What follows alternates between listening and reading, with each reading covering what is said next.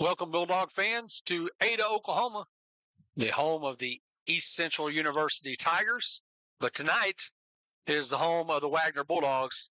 You are watching Friday Night Bulldogs, or listening to Friday Night Bulldogs, rather, on a crisp, cool, well, it's beyond cool. It's cold tonight.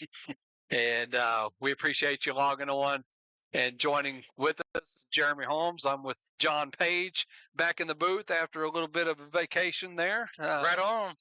And he was in Norman when Clinton and Wagner met, but he is back with us tonight. And John, we're looking forward to some great Class 4A semifinal action. Yeah, this could be what many may call the state championship game, even though it is the semifinals. We've got two unbeaten teams, both coming in with a 12-0 record. Elgin, I've heard, is one of the better teams in the state, but they haven't faced the Wagoner Bulldogs yet. We've been there before, and we are here again in the state semifinals. So we are the home team. We are decked out in black, and Elgin comes in with an impressive, like I said, 12-0 record. They've had several shutouts. They faced one of our same opponents. It was Clinton, and it looks like they've put the pressure on everybody. But, the Bulldogs should be ready, up to the task, and we'll see what we got tonight. So, John, something's got to give tonight. 12-0 versus 12-0. 12-0, yeah. Somebody's going to walk away 12-1. Somebody's going to walk away 13-0 and advance to the state championship. And that state championship will be next Saturday, the 14th, at 7 p.m. The University of Central Oklahoma. Are we at 7 or 1? I think it's at 1. Is it 1? Okay. All right. I put in my calendar 1, but I could be wrong. We will triple check that. But we will, of course, we got a lot of football to play until then. Yeah, we didn't talk about that yet. So be sure to let everybody know that we are live. And only going to be able to bring you audio. You may have to remind people throughout the game, hey, where's the video? Well, unfortunately, due to OSSAA rules on the semifinal games tonight, we're only able to provide audio. But we will have the score, I think. Yes. Is that correct? Yes, we will have the scoreboard at the bottom of your screen. So get the word out. According to the game clock, we're still about 10 minutes away from the opening kickoff. And we are going to pause for the playing of the national anthem and I believe a moment of silence.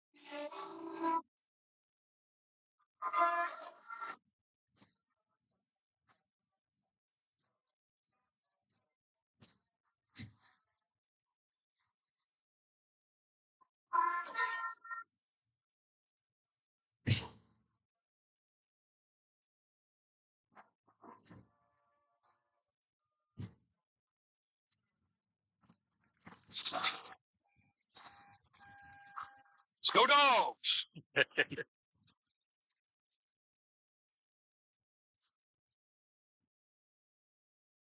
Oh, now we are at 7 minutes and 40 seconds left on the game clock till the opening kickoff. We appreciate you guys logging on. I know that you're able to watch if you wanted to, and we'll mention that a couple of times. The NFHS network. You go to that, you type in Wagoner, Oklahoma, and it will take you to the link of Wagoner versus Elgin. I believe, John, it's $11.99. $11.99. You have to subscribe. Yes. You have to create an account, but you can cancel at any time. So I'd say go ahead and sign up for a month. Set a reminder in your phone to cancel in about maybe 15 to 20 days. Yeah. And make sure you cancel that. That way you don't get charged for next month. But you want to keep the subscription, which is totally fine. Yeah, for sure. That and I know in the past a lot of people have forgotten about canceling. Right. So you'll see that $12 charge ding you every month if you don't cancel. If you want to keep it, you can watch thousands of high school athletic contests all across the nation. If you have family elsewhere.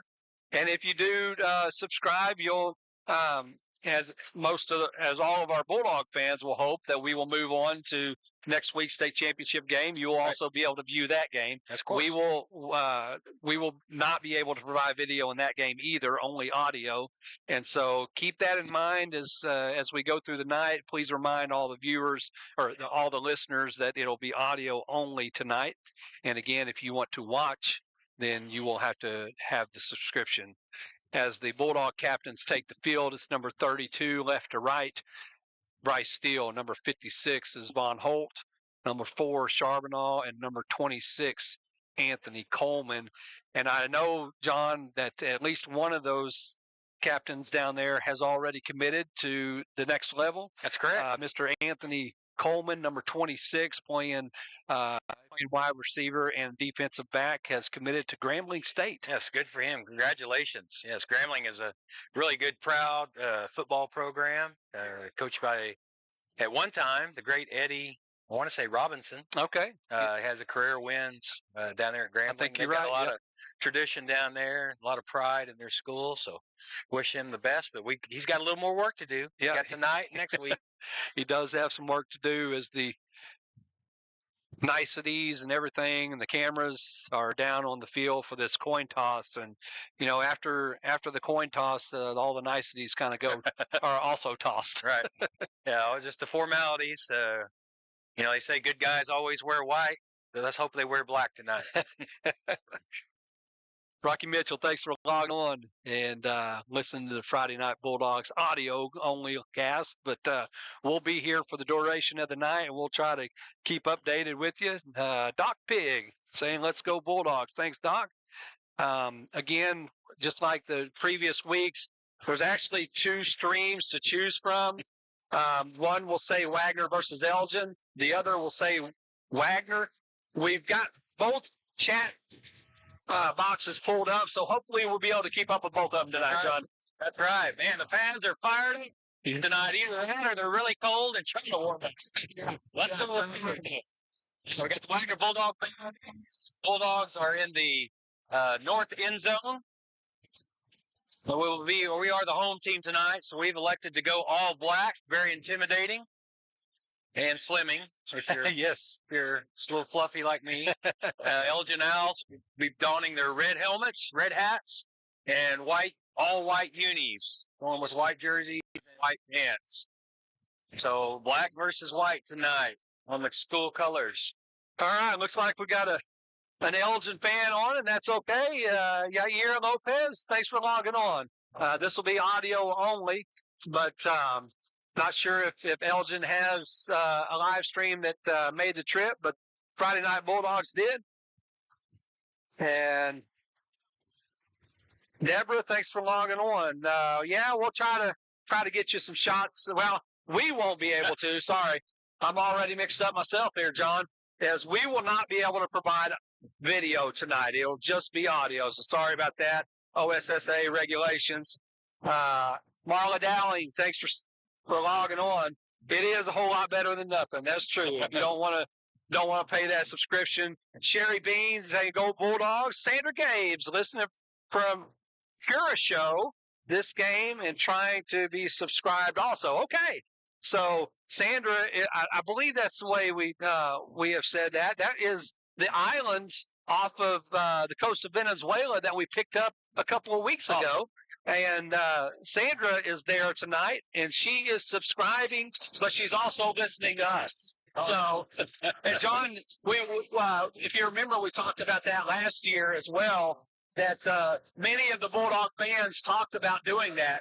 They were going to subscribe to be able to watch, but they were going to listen to us. That's loyalty. And yes, absolutely. The FNB Nation is absolutely loyal. They said that a lot of times it didn't really sync up. They didn't care. They still wanted to be on here. Got a little pyrotechnics tonight. I know, okay. Phil, I wish you could see that.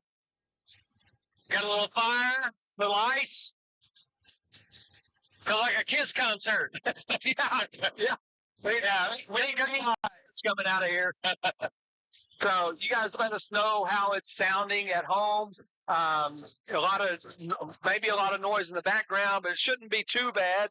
But also, again, let us know if we need to make some adjustments here. We are in a press box, but it's an open air press box, John. How about that? Right. Yeah, we're getting the full football feels tonight. We have shelter over our head, but the winders are open. So those of you who would like to watch this after it's over, we're actually going to be able to replay the game, video and all, but it has to be 24 hours after the end. So about this time tomorrow, if you'd like to log back on and watch, then you'll be able to do that free through here. But for right now, it's audio only, and the Bulldogs are ready.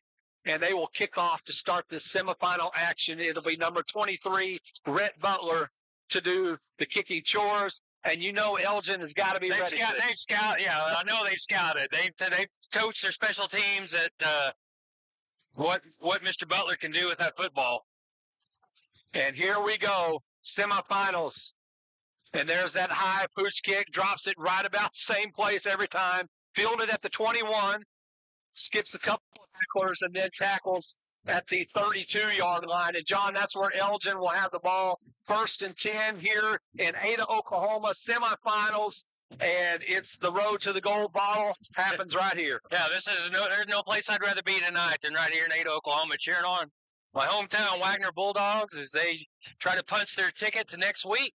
Let's just hope they play their best, play their hearts out, give it all they got.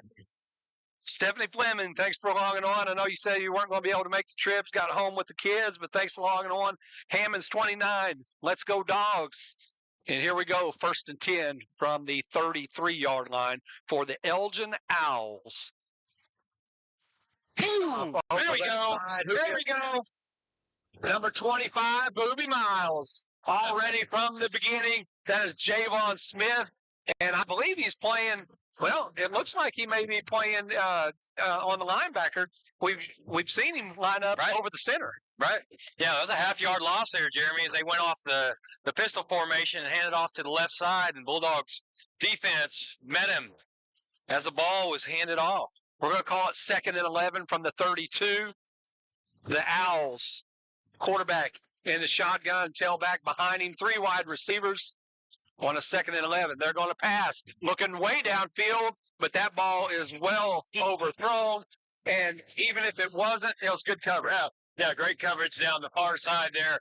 Against Swanson. Against Swanson. Yep, matched up really well. Quarterback has a little adrenaline in his veins there as that ball sailed. Yeah, he's pumped up. So the clock stops, 10:57 left in this first quarter. This is the opening drive of 4A semifinal action. And the Owls are looking for a 3rd and 11 from their own 32. This is exactly where you want to be, Jeremy, on defense. Quarterback rolling right. Looking now. We got it! Go! Gavin Miller with the interception. And he returns it inside the 35 to the 34-yard line. And what better opening could you have than that right there? Yeah, not only a 3 and out, Jeremy, but a 3 and a husky as Gavin Miller gets his first INT of the night. sets up the Bulldogs in awesome field position at the Elgin 34. So let's go to work. Number 42, the senior Gavin Miller, plays defensive end, stepped out, put his hands out, great hands. Got his feet in bounds, too. Yes, he did. Stayed in bounds and returned it for about a 5 or 6 yard gain into, it'll be at the 34 of the Owls. Charbonneau from the shotgun. First play for Going deep. Here we go in the end zone. That's Coleman. Oh! Number 26, Anthony Coleman, had to do a little bit of an adjustment. I know the Bulldog fans might have thought that there was a little bit of contact early, but it was a good play. Yeah, it was a good play. It had been a tough catch because he was probably expecting the ball on the inside shoulder, and Kale threw it to the outside shoulder. And it was really close, but I love the call. I love the strike and then strike again. Bulldogs already up to the line of scrimmage. Now that's got to be Edward. And he is stopped right at the line of scrimmage. No. Yeah. Okay, sorry. Trenton Edward on a 2nd and 10. Owls defense stuffs him at the line of scrimmage. Now 3rd and 10. We're going the quick. Bulldogs again at the line of scrimmage. Charbonneau from the shotgun now looks to the sidelines for the play call on a 3rd and 10 from the Elgin 34. Elgin's got 3 down linemen here, so they'll rush with 3 unless they blitz somebody. That's Edward in motion. Charbonneau protection. Flush to the right. Now going to run it. And he'll pick up to the 29-yard line, about a 5-yard pickup play. So we got 5 to go. 4th and 5. I think we'll go for it. Yeah, I think we're going to go for it here. That's a little too long for a field goal. Yes. That'd be a 46-yarder, and that'd be a good distance for a college kicker. Yes. Belong has made a 35-yarder, I believe, but this would be about a 46-yarder from here. So the Bulldogs with a 4th and 5. Trenton Edward. This is Charbonneau. Eludes one tackler. Now he throws the ball downfield, and that's hot. Yes. Coleman, I believe, number 26. No, 16. Trenton Edwards, the man in motion, able to settle down in that zone. And Charbonneau, it looked like he was just kind of throwing it up for grabs, but it went right to where it was supposed to go. Yeah, he knew where he was throwing it. He had to scramble there and with immense pressure from the defensive line of the Owls, and he was able to get that ball away and secure the catch for a Bulldog first down. So here is Trenton Edward over the right side, and the defensive lineman of the Owls stuff him right at the line of scrimmage. And looks like that the Bulldogs are kind of settling the pace down a little bit, slowing it down as we get caught up in our chat room. Steve Wilson, appreciate you keeping everybody updated with the cost if you're wanting to watch. Again, audio only tonight for Friday Night Bulldogs. Here's a 2nd and 10. And this will be Avon Goodwin on the jet sweep. And good pursuit from the backside. Yeah, the Elgin has got a good defensive front. They're pretty stout. We haven't been able to get anything going up the middle. So we chose to go to the outside, to the near side of the field there with Goodland. And he was able to pick up about 3 to 4 yards on that carry. So this will bring up a 3rd and 7 for the Bulldogs. So we go 4 wide, 2 at the top, 2 at the bottom, 1 in the backfield. That's Edward with Charbonneau in the backfield. Charbonneau looking right, pressure put on. Oh, he gets away from him. Still on his feet, looking into the end zone. Oh, just had a little too much on it. Yeah, it was a great job by Charbonneau as he was able to elude the defense there. And we may send in the field goal unit on this one. We got close enough. Yep. We're going to give it a shot. So Bulldogs hopefully will capitalize on that turnover and get 3 points on the board. Number 99, Ballalong, will tee it up. His holder, Matson Swanson, will tee it up at the 21-yard line. This will be a 31-yard field goal attempt from Zebulon Ballalong. A little bit of high snap, able to get it down, and then there, up and in. Nice. 31 yards for Zebulon Ballalong. And the Bulldogs are up on the board, 3-0 with 7:59 left in this first quarter. Again, we hope everything is going well for you at home. John, we were getting a little bit excited there when Miller came and he got his first Oskey, I think, of the year. And what better time? No, I think that's his second pick of the year. Seems like he got one. I believe he got one at Catoosa and returned that one for a touchdown. Oh, yeah, that's right. And so Gavin Miller sets up his Bulldogs a 1st and 10 after his interception from the 34. And a couple of plays later, we pick up 1 first down, and then the Elgin Owls defense stiffened, and I was going to say you just watched. Right. Unfortunately, you just heard Devlin Ballalong with a 31-yard field goal, and that is the score as Rhett Butler will kick it away. The Elgins will have it. This shorter kick went to the opposite side, and it is fair caught at the 26-yard line. Elgin is looking at their second possession of the game. That was a great start for the Bulldogs to capitalize and at least get some points off that turnover. Elgin's probably just wiping their brow and saying, "Whew, glad they got away with just 3 because we threw it in the end zone on the ensuing play after the interception, and they had a chance at 6. So they probably feel pretty fortunate. I did hear that Elgin had some good size on the line, and they do have some good size. Yes. That doesn't always matter. Sometimes it's the heart and the fight and the dog. Straight up the middle this time, and the running back finds a little bit of daylight, dives forward. They're going to spot him right at the 30, I believe. It'll be a pickup of 4. No, they're actually going, back it up inside the 29. He kind of skipped and bounced a little bit. I guess so. So a gain of 3 on the play to just shy of the 29, 2nd and 7. The Bulldogs make late defensive adjustments as Goodland comes in for Pierce. Elgin's looking to the sideline for the play call on a 2nd and 6. Same formation, John, that we've seen all night long so far. High snap. Running back over the left side. Hold on to the outside. Hold on to him. And he breaks down 2 or 3 tackles and dives ahead and gets that first down.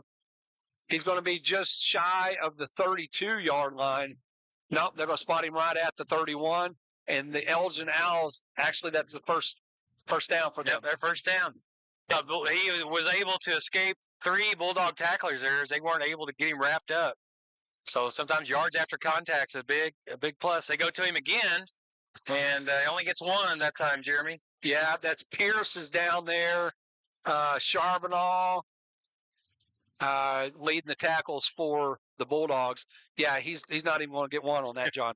We've got Teresa Randolph listening from her hospital bed in Tulsa. Oh, no. Says, "Let's go."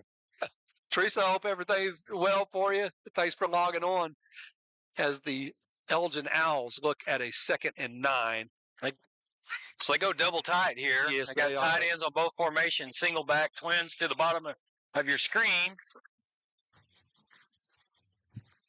Hand off straight up the middle, and he puts his foot down. Kind of looked like the ball came loose. And the Wagner coaches seem to think it happened that way, too. I didn't see it. Yeah. They must have rolled him down if it did come out. But I think maybe the way he came down, like he was looking to pick the ball back up. Yeah, could have. Because I noticed when he hit his knees, another Bulldog hit him in the back, and that may have jarred it loose. Yeah, that could be, but he was already down. So we got a 3rd and 5 for Elgin as they go 4 wide, 2 at the top, 2 at the bottom. Ball at the 41. They'll throw, looking left, looking downfield, makes the catch, and he's cut down immediately, but John, not before he gets first down yardage. Yeah, Swanson on the coverage there, and he did pick up a first down. So the Owls have moved the ball across into Bulldog territory. They're going to spot it right on the 50. So they have not. The nose of the ball is still on this side. 1st and 10 for the Owls with trips at the bottom of your screen when you're watching tomorrow. And another receiver at the top. And the Owls are going to equipment timeout on the field for one of the players. For the chain gang. Looks like they got a little knot over there. Knot. Well, say hello to Marcella and Frank Hoffschulte along with Rylan watching the game tonight. Got to call nice. up. So see Jason Miller there says, "Go Gavin Miller." All right. Rick Montgomery says, "Go Dogs." Stacy Vinson, "Go Dogs." Great Scott Fireworks. This is Kale's grandparents watching from Coweta, Oklahoma. As Elgin's been able to find a little running game here right up the gut. Yep. A 1st and 10, and the running back gets about 7 yards. They're into Bulldog territory. No, it's 9 yards, just one shy of another first down. The ball is resting at the 41 of the Bulldogs. I want to say hi to Shirley Goodland. She says, "Go Bulldogs." She says, "Thanks for the audio." All right. Thankful we're going old school here. Yeah, we are doing that, and we appreciate everyone that's logged on so far. We're trying to keep up with both chat rooms, so you guys keep the conversation coming. Quarterback on a 2nd and 1, looking downfield. Got a man, makes the catch, and he is inside the 10-yard line to the 7. Little taunting there. Yeah, that's I thought he dropped it. Well, he put it in his front pocket. Oh, okay. He dropped it down and on his hip and had to secure the ball. So yes, he didn't secure it cleanly, Jeremy, but he was able to trap it against his hip and make the catch for a really good gain, about 35 yards down to the Bulldogs. Looks like 8. It's hard to see that screen, that white on orange. Right. I don't do orange. 1st and goal. They're saying it's on the 8-yard line, man in motion. Here's the handoff. Oh, right. A big hole. Big hole, and he is in for the score. Touchdown, Owls, 8 yards away. And, John, we have not seen that very often, if at all, this year, as far as I believe he went untouched. Yeah, that was a big hole over the left side, just off tackle left. Got a little skirmish down on the field. I'm sure a little jawing back and forth. Yeah, just making sure each one of them know that they're there. Yeah, that they're playing tonight. That's a spirit of competition. So with 4:06 left in this first quarter, we are awaiting the extra point from the Owls, as the scoreboard is 6-3 Owls right now. Clean snap. Oh, the whole block. It is blocked. Yes. That is number. That's going to be important. That, guess who? If we're talking about special teams, who are we talking? Oh, Bo McFarland. Exactly. No doubt. Bo McFarland comes in, blocks the extra point. So with 4:06, the score still remains 6-3. And it looked like the snap was good. Holder just had a little trouble. Yeah. Cold hands. Yeah, Cold exactly. hands. So the ball's a little harder when it's colder. And I have a feeling if McFarland didn't get it, one of our linemen were, because it was coming in low and obviously late because of the bobble snap. So, well, I know we're early into the game, Jeremy, but I have a feeling that 1 point could be the difference. Yeah, you get to play football, it'd make a huge difference in special teams. So, basically, that gives them 2 field goals, us 1 field goal, even though they scored a touchdown. It scores the same. So it's 6-3, Elgin. I got a Gene Hunt listening from California. Okay, Gene. He says, "Get after it, dogs." Tim Carey says, "Let's go, dogs." He's watching from the Dubtown. All right. Shay Todd's wanting to know if we kicked off yet. Yeah, sure have. About almost 8 minutes ago. Well, as far as game clock time, and not too far behind that on real time at 7:15. So here is the Elgin Owls kicking off from their 40, back deep to receive. Pierce, Edward, and Williams. Tayshawn Williams back deep for the Bulldogs. Kick down to Tayshawn Williams on the run, and he returns it to about the 31. There was a little bit of an opening there, but I think you ran into one of his own. Yeah, Tayshawn, if you know Tayshawn, he runs north and south. Yeah. There's not much cutting or footwork. It's just basically get the ball and go. James Clayton says, "Hello and good evening, FNB." Good to have you, James. James, thanks for logging on. And John, right now, yours is the popular chat room. Is we've got those 2 streams that we've talked about for the most of the season, but we're able to keep up with both chat rooms, or hopefully we are. So you just keep the comments coming, whichever one that you picked. Here's Trent Edward. Oh, ball was in the background, but he gets it, and the Elgin Owls are there to make the stop. Maybe a lost one on there. Yeah, right now we're not able to get much movement on that defensive line for Elgin. Like I said, I heard they were pretty stout, and we've got to. They're only going with 3 down linemen, so I mean, numbers wise, we're outnumbering them. But they seem to be putting the wall up. No gain. To get the ball in misdirection or go outside. No gain on the play. The ball is at the 31. 2nd and 10 as the Bulldogs have definitely slowed the pace. Here's Charbonneau wanting to throw. He's got a man. That's Madsen Swanson, and he will be close. Well, he's going to be about 3 yards shy, 2 yards shy. Has looked like he was turning upfield, but the Elgin Owls there to make a good stop in the open field. Yeah, I'll take that positive yardage. It brings up 3rd and short, which is much better than a 3rd long. So I was calling the play here. I'm going to say Charbonneau on a quarterback draw. But yeah, third and 3, and that's exactly what happens. As Charbonneau goes straight up the middle, and I don't know of any team yet that has been able to stop that. Right. You just need 3 yards, give it to number 4, straight up the gut, let him get it. He's going to get it, I'd say, 97% of the time. John LaFay said is sitting on his nice warm couch this evening listening to Friday Night Bulldogs. Thanks, John, for logging on. As the Bulldogs are looking at a 1st and 10, and Charbonneau wants to throw. Flush to his right. Still looking downfield. Now just throws it away, John, and a good decision by Charbonneau. Yeah, once again, pressure from the Elgin defense, and somehow they're getting in there. We're going to have to make some adjustments. Somebody's going to have to pick up these. They're only rushing 3 down linemen, so they're coming off the edge or coming up the middle with the linebacker blitz.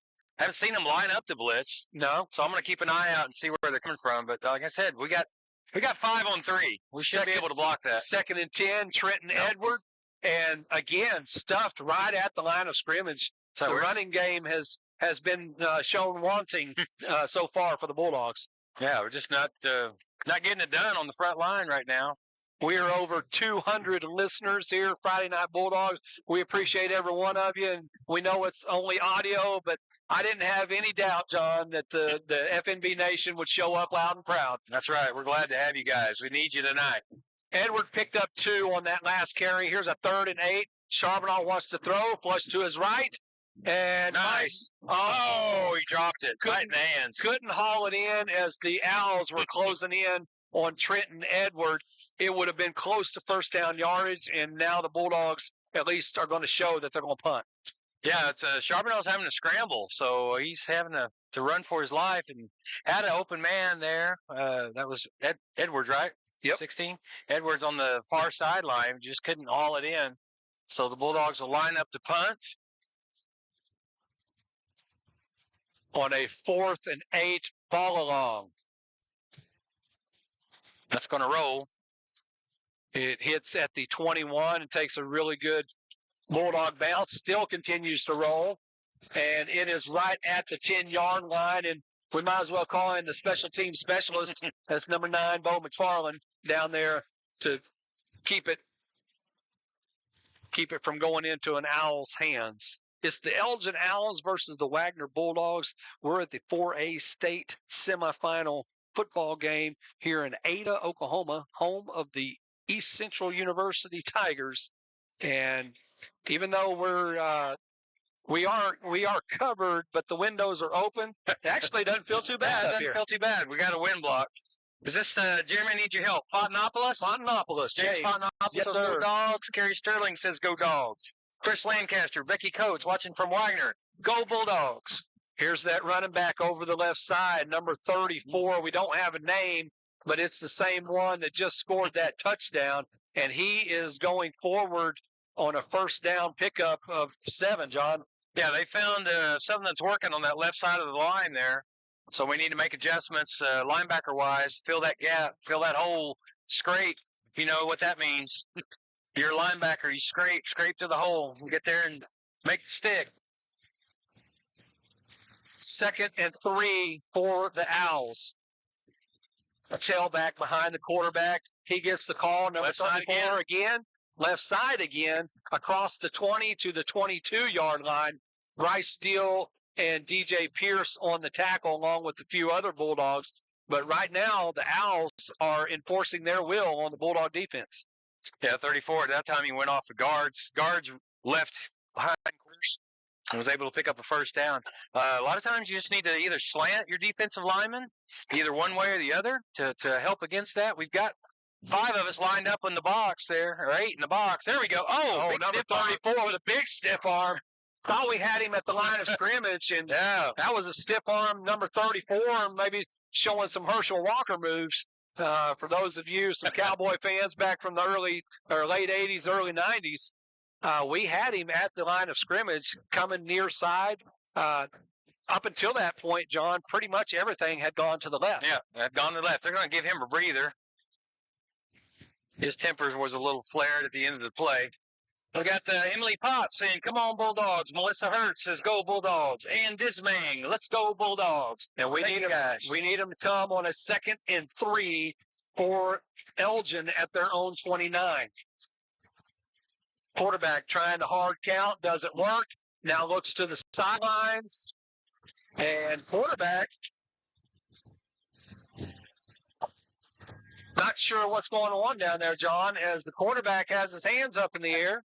I didn't see a flag, but I guess that's what happened. False start against the Owls. Will back them up to their own 24. Now we're a 2nd and 8. John, So the quarterback, I don't think he can make any kind of forward movement. Okay. I think he can clap his hands, but evidently he either lunged forward, possibly, or stepped forward. I'm not sure because they were talking to him about that. And just like that, John, that might be the fastest first quarter that we have ever seen, as that is the end of the first quarter. The Elgin Owls, they actually had the score wrong here at the East Central University. Home, Wagoner Bulldogs are actually considered the home team, and right now they're showing right. home 6 and guest 3. One's right, one's wrong. At your home, that you're listening from, you will be able to see the score there as the Elgin Owls are hanging on to a 3-point lead over the Wagoner Bulldogs. Again, we appreciate everyone that's logged on, over 200 people listening to Friday Night Bulldogs. 57. And we really do appreciate you guys supporting the Bulldog Nation, even if it's through just audio. All right, I got a few more here. You got some? Yeah, go ahead. Marilyn Watkins says, "Go Bulldogs." Is it Jackie Shepard? "Come on, Bulldogs." Listening from Sky to class of 1973. Marianne Swingle says, "Go Bulldogs." Christy French says, "Let's go Dogs." We got the Wagner Pizza Hut crew listening. Okay. Screaming, "Go Bulldogs." All right. They feed our Bulldogs. Stan Gross, thanks for logging on.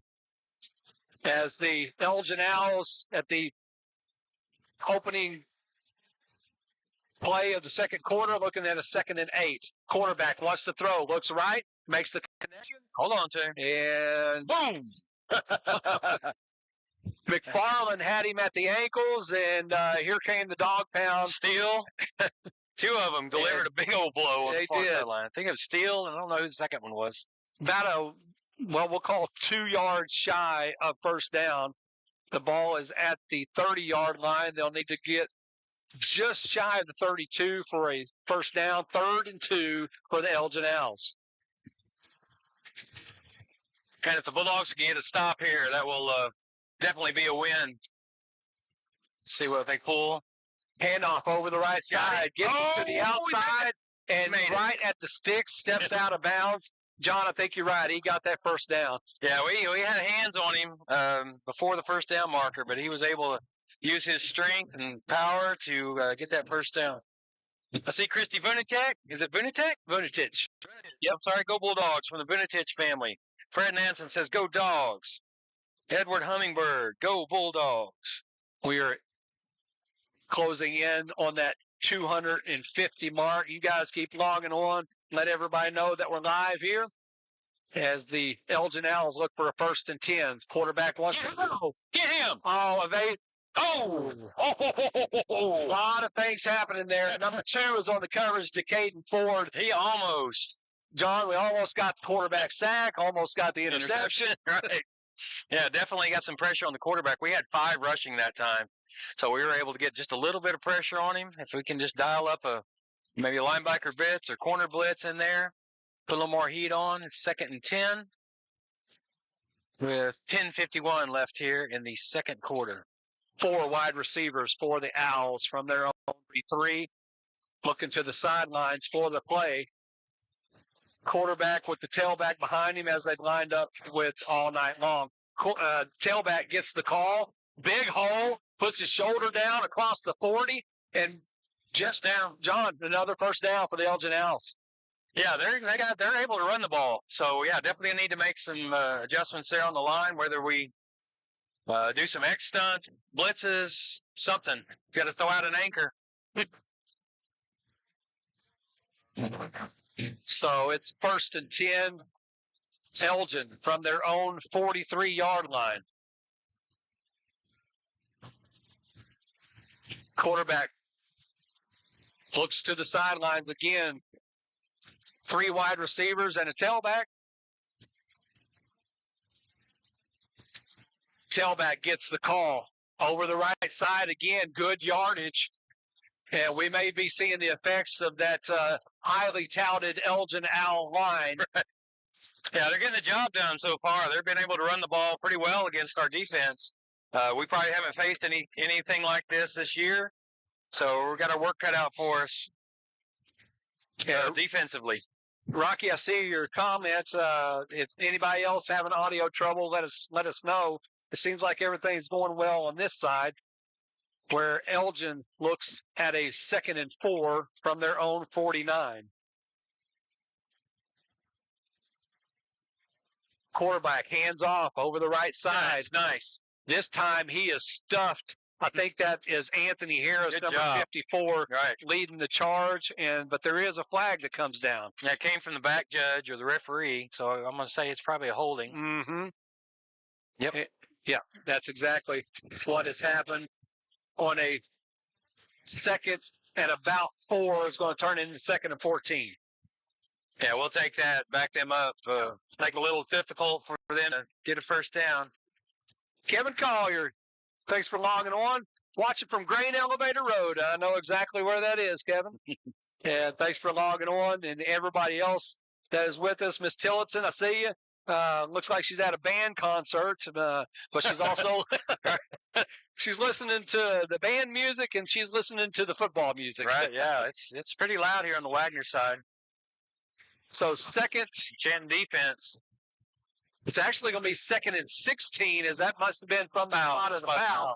Quarterback gets a throw, get it, and good job. Wow. And that tight end looks pretty tall down there, and he had to go up there and get it, but he couldn't bring it down. All right, that'll bring up a 3rd and long, Jeremy. This is a really important 3rd down for the Bulldogs. John, I think that might have been Von Holtz on that quarterback pressure. Thought he was going to get to him. Yeah, he did put the heat on him for sure. I think he came unblocked. So either somebody missed assignment or he made a nice swim or rip move.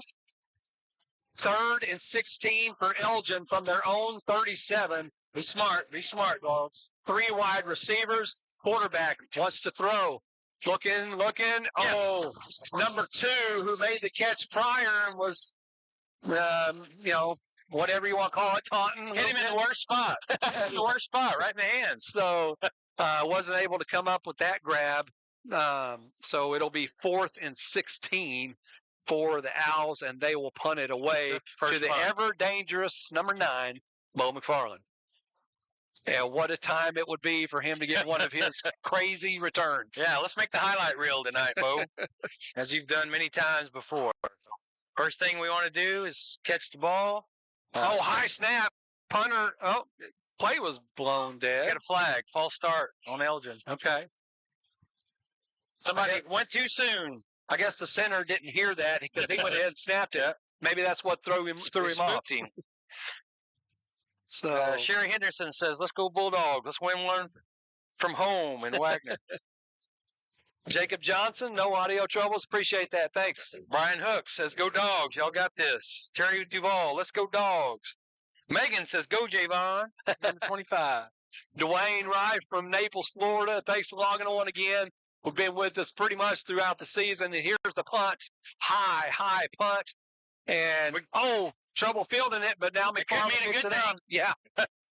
And Elgin able to cover that up very well as that's the highest punt I've seen this year. Yeah, McFarland misjudged it a little bit, had to make a last-second adjustment, bobbled the ball, had to go back and get it. But the Bulldogs, nevertheless, will have the ball 1st and 10 on their own 28-yard line. And, John, we're 8:44 left in the second quarter, and this is Wagner's third possession. That's it. Right. Well, the biggest thing there, Jeremy, for me, it was that the Bulldogs could take away from this is that we stopped Elgin on that drive. Yes. And we got the ball back in our hands. So time of possession will be key here for Wagner as we're down 6-3 in the second quarter. Charbonneau will take this himself. Oh, he gets into the secondary, almost to the 40-yard line, a pickup of 11 or 12. And, John, I have a feeling we're going to see a lot of that, at least here right now, maybe not later on, as the Bulldogs want to build that lead. But it always seems like, even going back to the Malcolm Rodriguez days, as the play is blown dead because of a flag, even back to those days when it seems like everybody's getting tense and worried and everything, leaving it in Kel Charbonneu's hands and let him bust through the line. Let him bust through the line. Yeah, what worked there was we pulled the offside guard, basically like a trap block, and he was able to kick out on that defensive tackle to spring that hole for Charbonneau as he got a first down. But unfortunately, the penalty here, we had a false start on the Bulldogs, so it backs us up for first and 15. From the 35, Charbonneau wants to throw. He's going deep. Oh, Brandon Coleman! That's interference. And that is intercepted. And, yeah, I was looking for the interference call as well.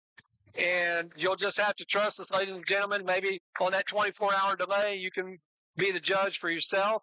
Now here comes a flag, and I think we're going to have an unsportsmanlike, as that came in real late. Looked like there was contact, John, and the Elgin Owl defender was able to come up with the interception. And there's a lot of action going on right now. We've got an Elgin Owl down on the field. The coach is running out with them, all on the opposite side of the field, away from the play. The referees are all in a conference, and so not sure exactly what's going on here. Yeah, definitely thought there was interference before the ball got there, but they didn't call it. They didn't throw it, and the Elgin player was able to intercept it. There was something happening on the sidelines. Didn't see it all, but the refs got a personal foul on Wagner. So there's that late flag. Personal foul, be 15 yards more. As there was no return on that interception, the Owl went down as I think Coleman was already down on the ground. Mm-hmm. And so down by contact. And there's still a discussion on the Bulldog sidelines with the side judge as the ball is at the Elgin 49-yard line. Malachi, Michael, you guys have joined us late. It is audio only, buds. Audio only. I believe we talked about that at school, too. Y'all must not have been paying attention. Yeah, I put it up on the whiteboard tonight. Audio only. Here's that tailback. Nice. This time. There we go. There we go, Bulldogs. Trying to see who that is. Number 4. Nope. Sorry, number 42. Gavin Miller tackling the running back in the backfield for a loss of 1 back to the 47. We haven't been able to say that very often so far tonight, John. Yeah, it's all about a game of momentum. A lot of times when you get to this state semifinals, state playoffs, one play can turn the whole momentum of the game. So Elgin was able to get that ball intercepted, and they got the ball right at the 49-yard line. There we go. There we go. Backfield again. There we go, Bulldogs. Charbonneau, but it was Booby Miles. J-Ball Smith. He does. Bryce Steele down there at the bottom. Yeah. And so maybe the Bulldogs have figured this out as the Elgin Owls have lost another yard, and it'll be 3rd and 12. Skip Carter, thanks for logging on. I think they got us a little fired up down there. That was pretty good aggression there on the Bulldog defense. So I bring up a 3rd and 12 for Elgin. So we show blitz, trying to get them to jump. 3rd and 12. Here's the quarterback looking to throw. Straight drop back. Throws it, and the pass is complete. That's number 2, and he's breaking all kinds of tackles. As John, he missed. He dropped that last one, but that time he made the catch and get some yak yards. Yep, he did. Yards after catch. He was able to pick up an extra 7 or 8 yards. Eluded, I think, 3 Bulldog tacklers there before he was brought down on the 30-yard line. So that was a big 3rd down conversion there for Elgin. Number 2 on their touchdown drive Was about a 35-yard pass connection that got him inside the 10. And that was number 2 that made that catch and this catch as well. Owls, 1st and 10 on their own 30-yard line. On the Bulldog 30-yard line. Man in motion, and here is the bring it out. And Good number job. 34, they did exactly that as he takes it over the right side. Bo McFarland. I believe that Avon Goodland and Gavin Miller. Charbonnet's a little shaken up. And they were all in on that stop. He's got a little limp. And we know from a couple of weeks ago that he was having trouble against Clinton. And he's moving a lot better than he was at Clinton when he came off. Sometimes it just takes a little time. They may have the initial sting. May have to get a retaping job there. As we're going to call it a gain of 1 to the 29, 2nd and 9 for the Owls. I'm saying they're going off tackle left. No, quarterback with a quick hit across the middle, and he will be tackled. It's a bad spot. Well, I was about to say, John, his knees went down at the 21. Yeah. Fell forward to the 20, and that's where the spot is at the 20. 1st and 10, Elgin from the Bulldog 20. Bruce Dumont and Brett Lawson, thanks for logging on. The score should be at the bottom of your screen. Even though this is audio only, we do have the scoreboard up, and it is Elgin 6, Wagoner 3. 1st and 10, Elgin from the 20. Man in motion. Handoff over the right side. Number 34 is into the secondary and is in for the score. Touchdown, Owls, number 34 for his 2nd touchdown of the night. Yeah, he is a strong, rugged back. I don't know what his size is, but I'm saying he's probably 6'2", about 215, 225. Just by looking at him from here, Jeremy, he runs very hard, and he is powerful and tough to bring down. Yep. We're going to have to put a hat and a body on him, not just arms. That's exactly right. As the Owls are actually lined up for 2 here, trying to make up for that missed extra point. And it's a little pass, and he caught it in the end zone. It was actually that tailback, I guess from a Wildcat position, right? Faked the run and then pulled up and threw it to, it looked like his tight end who made the catch in the end zone. So they did make up for that extra point miss way back in the first quarter with 4:59 left in the second quarter. Even though the home side on this side of the end zone is 14, the score is Elgin Owls 14, the Wagoner Bulldogs 3. Wagoner is considered the home team tonight. And somebody did not get the memo on the south end of the stadium. No, let's see. That north end of the stadium. South end's correct. Okay, south end is correct. The one with the big orange glare is correct. The old traditional black and yellow, black and gold scoreboard. The north end, they've got the team swapped. All right, Bulldog fans, hang in there. Yep. We've been here before. We've been behind before. No big deal. No need to panic. Biggest thing is we got to keep time of possession, keep the ball out of Elgin's offensive hands. 34 is tough to bring down. Oh, we got a flag here. Are we still talking about that interception, maybe? I think sideline. Okay, sideline warning. Got to get off the white paint. And right now, I only see a couple of coaches in there because I don't see any players in the white paint. But either way, that's where the flag comes from. Just a sideline warning. And here are the Owls. The kickoff after that, about 15 to 20-yard touchdown run by their tailback. Kick deep. Line drive. So that's Tayshawn nice. Williams. Takes right it about the 12. Williams puts his head down and will get to the 33-yard line. That's where the Bulldogs will have it with 4 minutes and 55 seconds left in this second quarter. And looks like Charbonnet is back out on the field and is trotting onto the field, and we'll have to keep our eye on that, John. Yeah, he's gonna. I have a feeling it's gonna take a lot to get him out. He wants to play in this game. Yeah, and we need him. Larry Cotton from Wagoner says, "Go Bulldogs." Kelly Kraft, "Go Bulldogs." James Clayton, keep it up. 250 people listening right now to Bulldog football. You guys keep the cheers coming on, and will the Bulldogs back into this on a 1st and 10 from the 32. Charbonneau wants to throw. Got a man, makes the catch. That is Anthony Coleman, and he is tackled immediately after about a 3-yard loss. And Elgin player's down. Yep.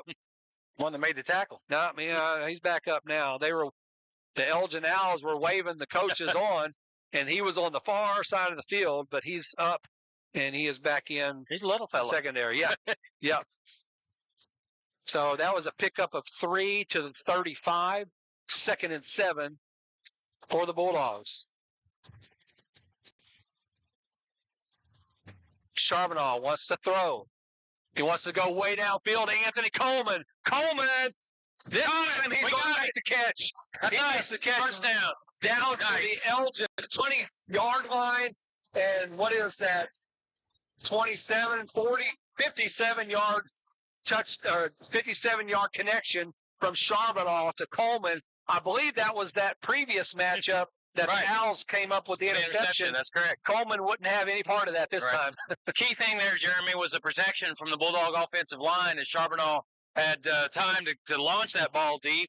And fortunately, we came up with the catch. Trenton Edward eludes one tackler. And now he gets to just shy of the 15-yard line. Yeah, we've got to get him involved here. Yes. We've got to get him some positive yardage, get his confidence going to know that he can run, because he is a nifty runner, folks. He can find holes, and he's got speed and agility and footwork. So I think we're going to try to get something to open up for him. He picked up 5 right there, John. 2nd and 5, just outside the Elgin Owl 15-yard line. Charbonneau wants to throw. Charbonneau, plenty of time, now rolls to his right, and now he throws it away. Smart. Coverage sack for the Elgin Owls. Right. I had to look across there, and there was no Bulldog open. There was white on every black jersey there. So Charbonneau did made a good decision there on 2nd and 5 and threw it out of bounds. So we got a 3rd and 5. Ball is on the 16-yard line of the Elgin Owls. So hopefully we can come up here and convert. We might see Charbonneau on this one. I'm looking at Caden Ford here on a slant or a post route, skinny post or slant, and that might have been what the Elgin Owls saw. Is they just took a timeout. Yeah, they saw something they didn't like. So, and sometimes it's all about matchups down there. You want to put your speedy guy on a quick route. Sometimes you want to put your tall guy and throw it the old forgot what it's called. It's not an alley-oop. Fade route. Yeah. The fade route into the corner. Let the big man go up and get it. 3 minutes and 32 seconds left with the timeout on the field as the Bulldogs face a 3rd and 5, where we are at 260 people listening. You guys keep it coming. Maybe we'll get over the 300 mark before halftime.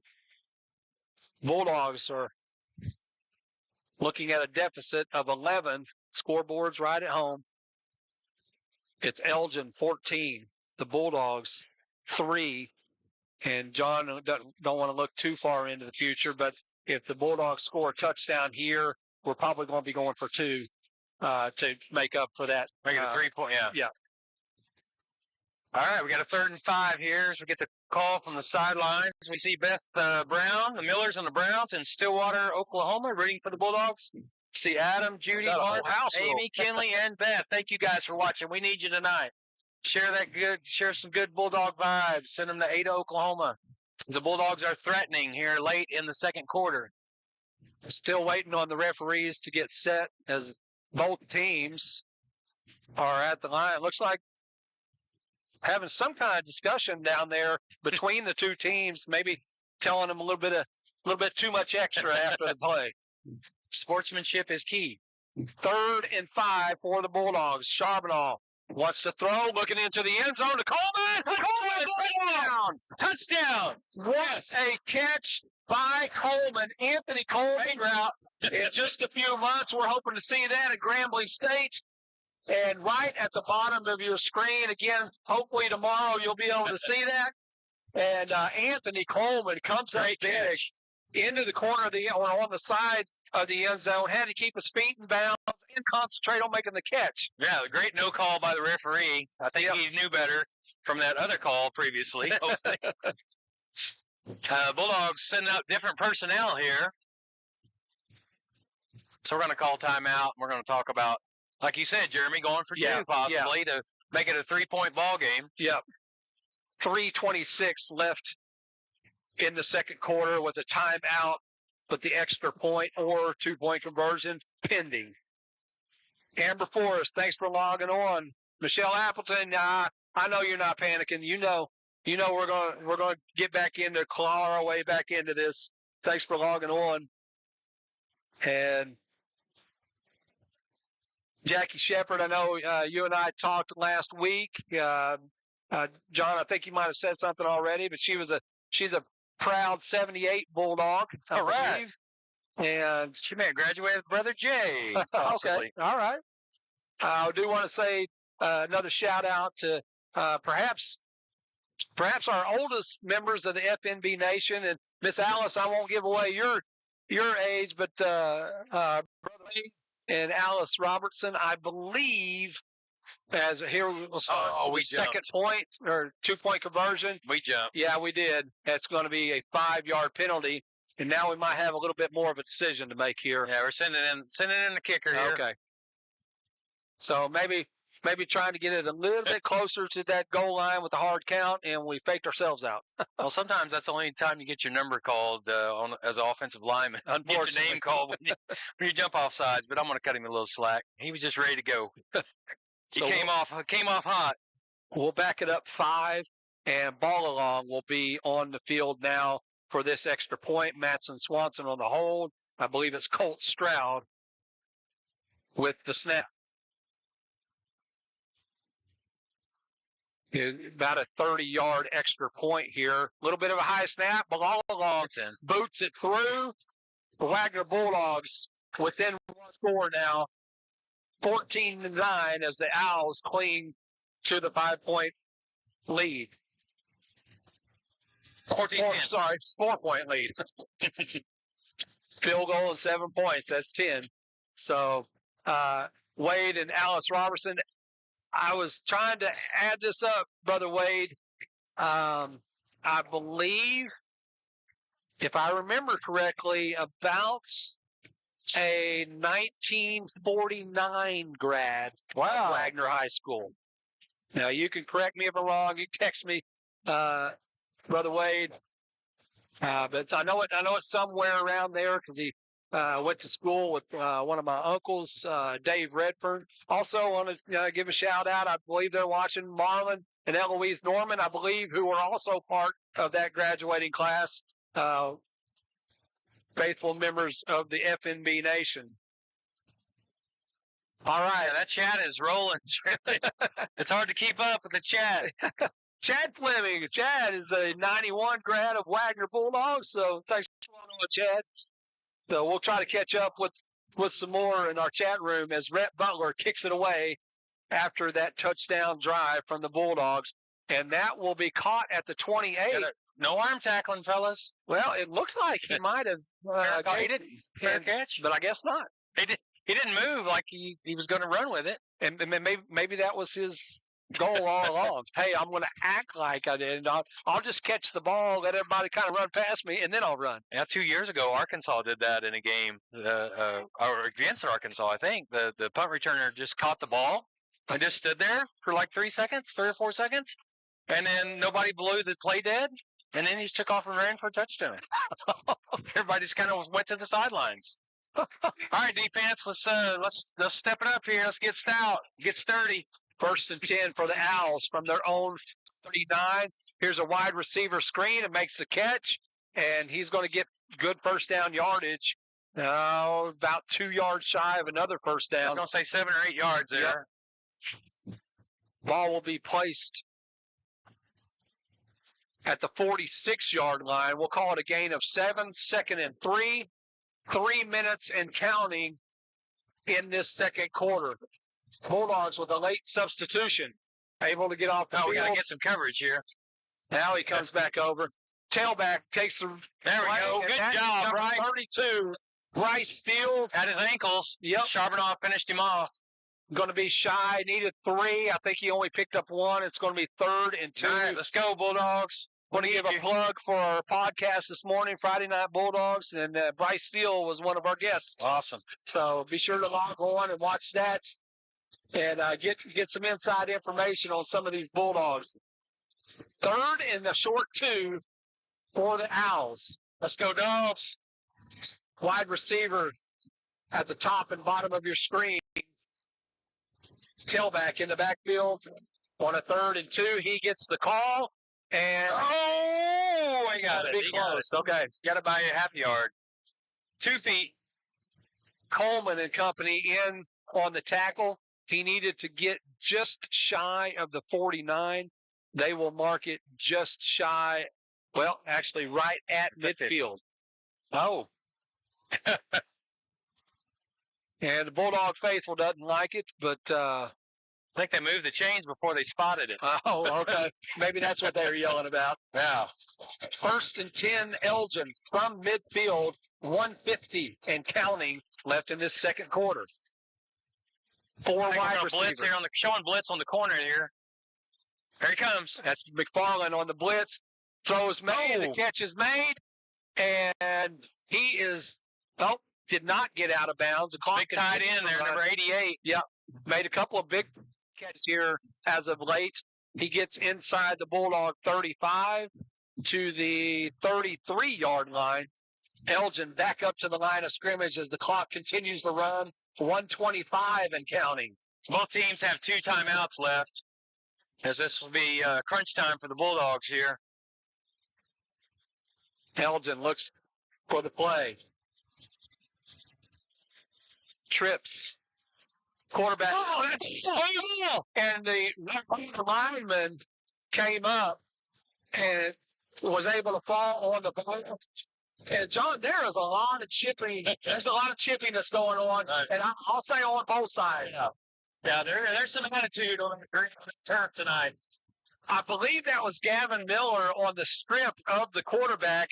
An Elgin lineman able to fall on the play. I think this is going to go against Elgin, but we'll see. We're going to have either a late hit or a personal foul as they're facing that way, and that's what it's going to be. So they're going to call the official. Yeah, that's number 55. I think they're left tackle. He struck one of our players and had some words. So I love that the Bulldogs got fight in them here. So this is a huge penalty. Sid backs him up. Guys going to be right second and a whole bunch. A skip, jump, a hop, another skip, jump, and a hop. So this is huge for the Bulldogs. We can go in halftime here, 14-10. We'll feel good about just being down 4.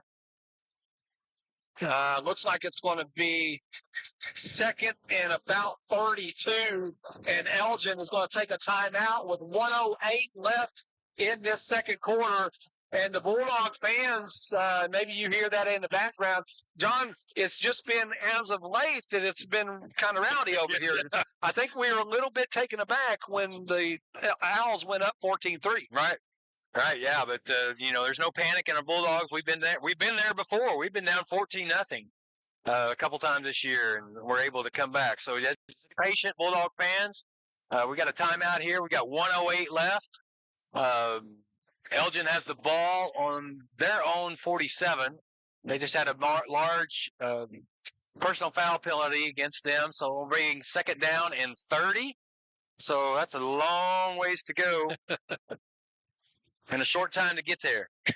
And talking about getting there, we're at 290, John. 290. Awesome. 290 people listening audio only. It doesn't matter to the Bulldog faithful. They're going to log on and listen to the Bulldogs call their way back into this. So I've got good vibes here, Jeremy, as we were able to knock that ball out on that previous play and shake Elgin up a little bit. It's 2nd and 30, and the quarterback going downfield, and that pass is incomplete. No flags. So 3rd and 30 coming up for Elgin Owls. So if we play our cards right, we get the stop here. We'll have a little under a minute left with 2 timeouts 2 timeouts and a chance to strike back.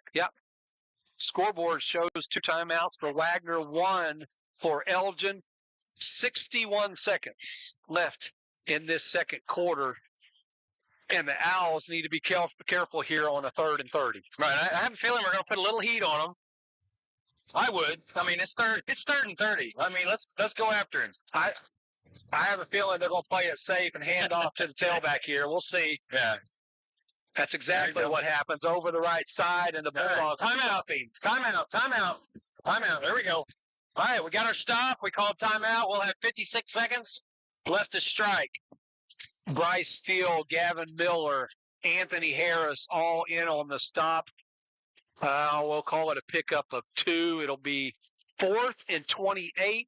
56 seconds left, and the Bulldogs will take one of those timeouts as a very smart timeout, as the Owls would have let the play clock go all the way down, right, and Bulldogs would only be looking at less than 20 seconds. Yeah, I want to have a possession here with 56 seconds left because we can strike big. We can strike quick. We have the ability to go downfield. We've got Bo McFarland here catching the punt return. He's been electric. Yep. This year, he's made things happen. Yep. We're going to call it Bulldog magic or whatever, but he's run a couple back for touchdowns. So let's stay tuned, Bulldog fans, and keep the faith here. Sarah Rathsack, thanks for logging on all the way from Wisconsin tonight. Well, the Badger State, I believe. Yeah. And matter of fact, don't tell anybody, John, but the quote-unquote Wagner hoodie that I have on is actually a Wisconsin hoodie. I'm not telling. Not telling. But no Badgers, no written or the emblem. It's just a big old W, and it's a big red W. And nobody's going to know the difference. I like it. W is for winning tonight. 4th and 28. Snap it over his head. On. That's what happens. Go get it. The punt is over the head. He actually is able to get it off. Get away from it. All right. It's roll dead at the 45-yard line. I put the juju on him. So it was the ball was at their own 48-yard line. And unfortunately for the punter, he's only going to net 7 yards on this. 7 yards. We'll take it. I've got a little Cherokee Indian magic in me, so I can't take credit for that. But he did snap it over his head. So I give the Bulldogs a chance to score here before halftime. On the 45. Go deep, I have a feeling. Charbonneau is exactly going deep. Is that Coleman he's looking for? Oh, come on. Pass interference. Oh, my goodness. Woo. What do you have to do? Number 3, Matson Swanson, coming back for the ball and looked like he was tackled, but it was not seen that way on the field. And as you can hear, the Boo Birds here on the sidelines or in the stands on the Do it again. Just keep doing it until they call it. The clock.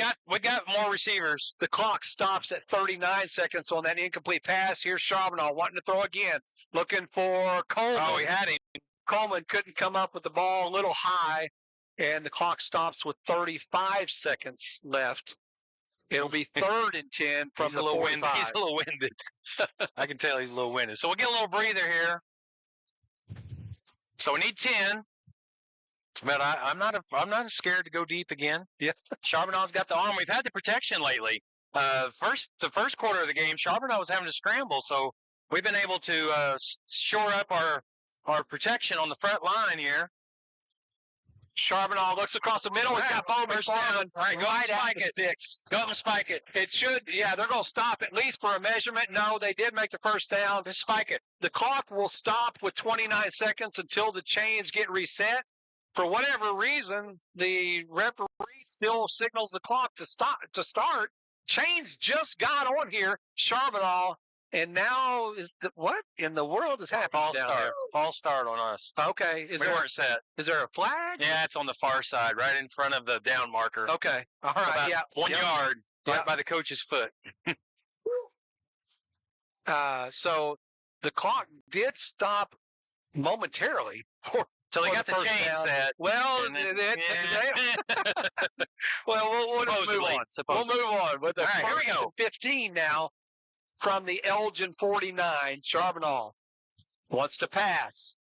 Charbonneau looks over to Coleman, sells it high, and the pressure put on by the Owl defense. 17 seconds left, and just like that, John, with 17 seconds left, the Bulldogs are going to have to punt this ball away. Not start down. Oh, sorry. Start down. With the penalty, still 3rd and 15. That's okay. right. Sorry. So hopefully, I mean, I would like it if we could just, switch out one receiver or two, and just give them a breather. Right. They just ran down 3 consecutive routes. Charbonneau got a hand underneath, and McFarland needs to wrap up that ball. And he will be tackled at the 45. Timeout. And, 2 seconds 5 seconds left. go off. Timeout on the field with 2 seconds left. Time for a Hail Mary. Yeah, just throw it down at the goal line and hope a black shirt catches it. Josh Hewitt, thanks for logging on. I know we all wish that you guys could see these plays, and you will be able to in about 24 hours from now, as we are able to only do audio only. Again, if you are wanting to watch the game, you can log on with a paid subscription to the NFHS network if you want to do that. 2 seconds timeout on the field. And we're probably sending Trenton Edward toward the end zone. We're sending Decaden Ford toward the end zone. Anthony Coleman toward the end zone. That's a 6'6" receiver right now. Well, and who knows? Speaking of 6'6", I believe the only one that's getting close to that is McHenry. We may see McHenry out there. Styling the backup quarterback. Yep. So right now the big thing is just protect your quarterback. Protect your quarterback. Let him get a chance to just heave it. And hope something good happens. Coleman by himself at the bottom of your screen. It's Goodland, Swanson, and it's underneath to Trenton Edwards, and he's got a long ways to go. Yeah, just get out of bounds. He is out of bounds, all good. And that will be the end of this first half. The Elgin Owls 14, the Wagoner Bulldogs 10. John, to open up the second half, the Bulldogs will receive. Awesome. So that's good news for the Bulldog fans. We thank everybody that's logged on. We're at halftime, and we'll talk you through quite a bit at halftime. And we are now over the 300 mark here on Friday Night Bulldogs. Thank you guys for logging on, even though it's just audio. And Amber, Miss Forrest, thanks for the shout-outs. We're going old school, John. Yes, this is radio days. This is the old radio days. This is how they used to do it. There was no TV screen. They went audio only. So the football field is set up like your radio dial. You go from left to right or right to left. And Fred Nansen, I'm not sure if we've talked to you yet. Thanks for logging on. He was talking about right after the Bulldogs making that touchdown of coming in within one score of just, play by play. And we've got a whole other half of football to play, John. We do. Whole new half. You come out the second half, and you just keep fighting Bulldogs. And like I said, I knew this was going to be a great matchup. Both teams are 12-0 going into the semifinal game here tonight. And heard Elgin was tough, but they haven't seen the Bulldogs yet. So there's plenty of fight left in us. It's been very spirited competition. There's been a lot of jawing on the field, a lot of extracurricular pushing. Yes. So it's chippy, as they say. Mm-hmm. On a cold night, 40, let's see, we're down to 30, 40, where are we at? 44 degrees now? Okay. 44 degrees. As we get caught up in our chat room, Velma Adams. Okay. Somebody's got a birthday. Birthday girl. So Miss Jennings. Janet Watkins, thanks for logging on. Says Mom is listening, and she turned 98 on Wednesday. Happy birthday. Happy birthday. And that might be the record for this year for the oldest viewer. So Miss Watkins, Janet Watkins, and Mama Watkins, although that might be Mama Jennings. I think Watkins is Janet's married name. So Mama Jennings, thanks for logging on and watching tonight, and happy birthday to you. Late birthday, I guess, from Wednesday. And we've got I thought I missed something on the field there, John, but they're just making an announcement here.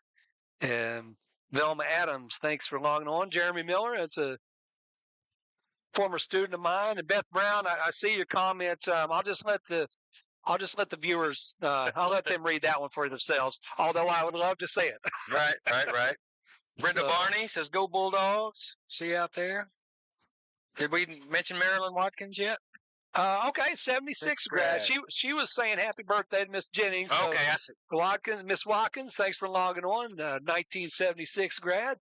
And Sarah Rasek, we talked about from Wisconsin. I believe that I can't remember his number, but we've got a Rasek on the team. So obviously a family member listening all the way from Wisconsin. And Sarah, you can tell us we just talked about the degrees here. I have a feeling it's a little bit cooler up there. I would say it's a little cool. I'd say the lakes are frozen, and they're probably driving out there on the lake with a truck and some kind of little fishing cabin, drilling holes. Yes. Carol Fulton, she says she's listening. Mr. Rasek, number 28. Okay. All right. There you go. So, Carol, thank you. I believe that he has been, I know he's had some nephew tackles on the defense. And so, okay, nephew. All right. So, blind guy saying go Dogs. Well, seeing that name right there, I just want to give congratulations to Mr. Gaylor, the Wagoner grad. He has been selected as the next head coach for the Jinx Trojans. Adam Gaylor, right? Yes. Adam. You know, I had that same thought when I saw that name. So I was thinking Guy Gaylor, Adam Gaylor. Yeah, new head coach for the Jinx Trojans. Yes, sir. Yeah, so that's a big football program in Oklahoma. Yeah, a lot of sports actually. I believe actually both Adam and Guy. Guy just a year after you, I believe. He graduated. My oldest brother Glenn. Both Guy and Adam coached in Wagoner. That's right. Back when Dale Condit first came here in 2005. And Adam Gaylor, I believe a 97 grad of Wagoner, is now the official head coach of the Jinx Trojans. Congratulations to him. And we know about tradition of football here in Wagoner. Jinx, pretty sure they got a pretty deep tradition as well. Yeah, it's deep for sure. Kill a Horse 928 saying go Elgin. Hey, thanks for logging on. Even if you're among quote unquote enemy territory, thanks for logging on. You guys got a really good football program. Yeah, I heard you were good before I came here, but now I'm actually seeing it tonight. So, yes, they got a good, well coached ball game. Sarah saying it's 27 there, in Wisconsin. Oh, 27 degrees in Wisconsin. So, that's shorts weather. Kendessa Shockley, thanks for logging on. Go Bulldogs. And you guys continue to get the word out. Maybe we'll hit that 400 mark by the time this one is over.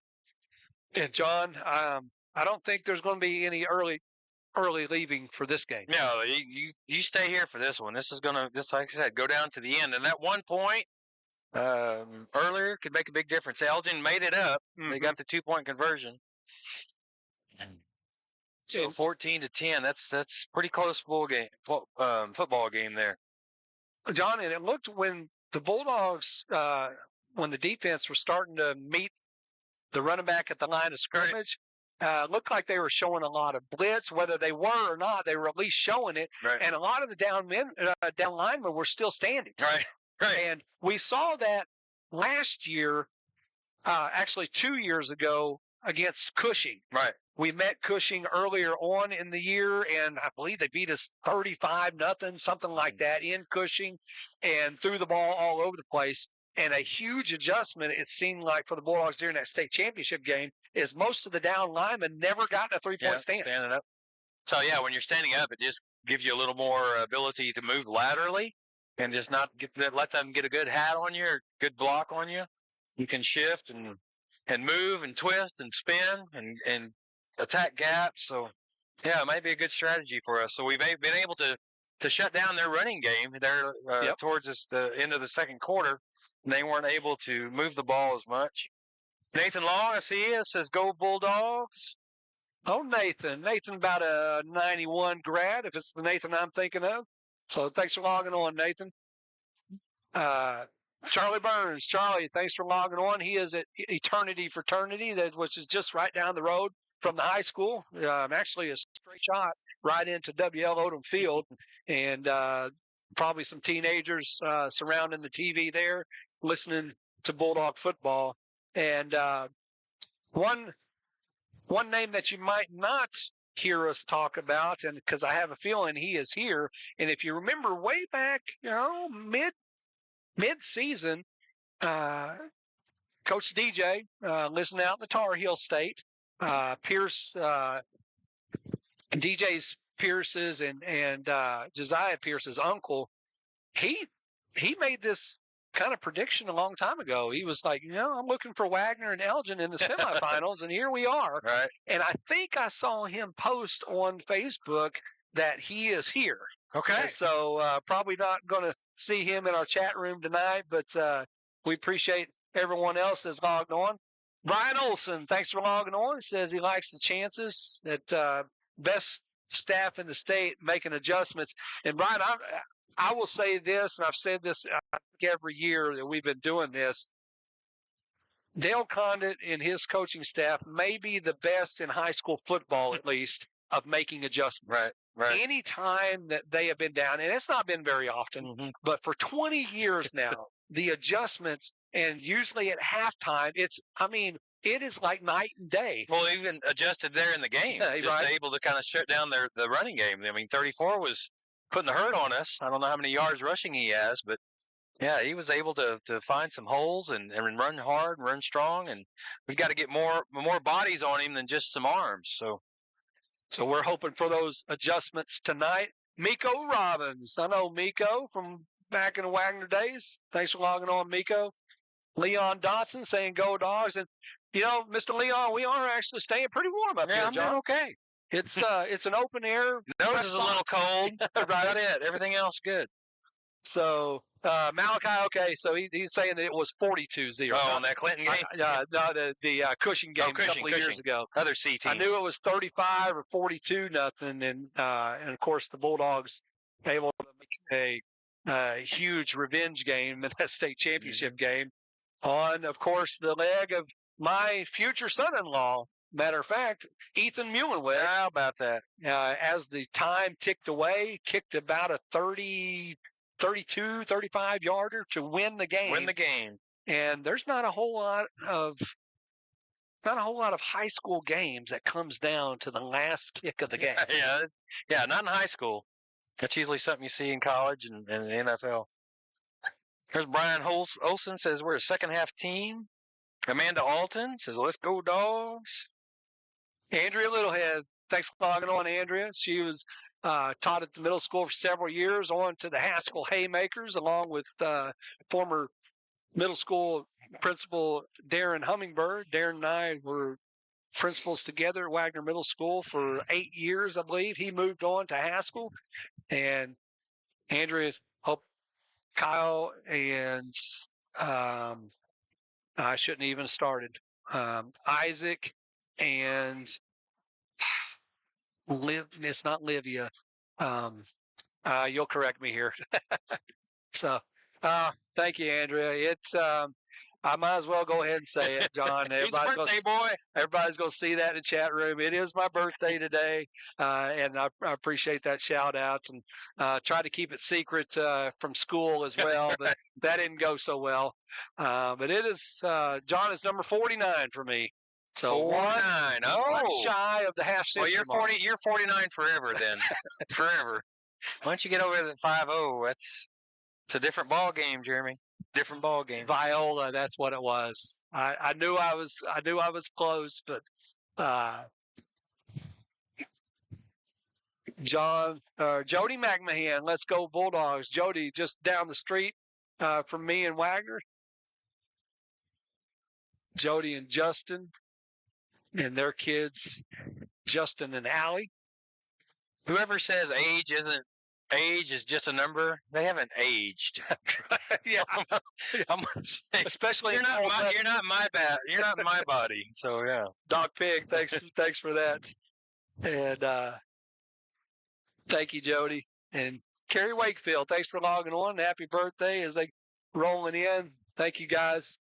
And is it 49 never looked so good or felt so bad? Yeah. Something like that. Yeah, that's different. It's different.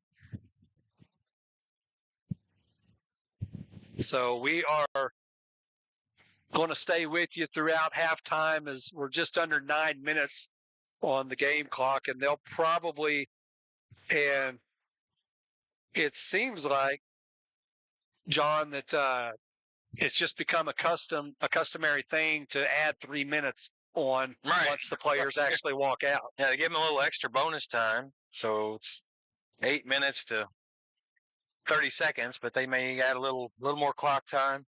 Cody Young, yes, it is one of those games so far. Emily, thanks for logging on. Thanks for that. Happy birthday. And yeah, we do need to.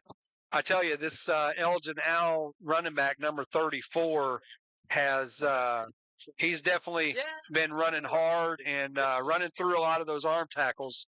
So definitely need to wrap him up and keep cool. As John, we've talked about. I think we've had a couple personal fouls there in the first half, and probably could have had at least a couple more. Right. Yeah. It's been edgy. It's been chippy. There's definitely some attitude on the turf tonight between Elgin and Wagoner. I think this is the first time that we've ever played each other. I believe it is. Go back to Dave Drake. Yep. To pull him up, have him pull up all the annuals of Bulldog history. But I think this is our first meeting.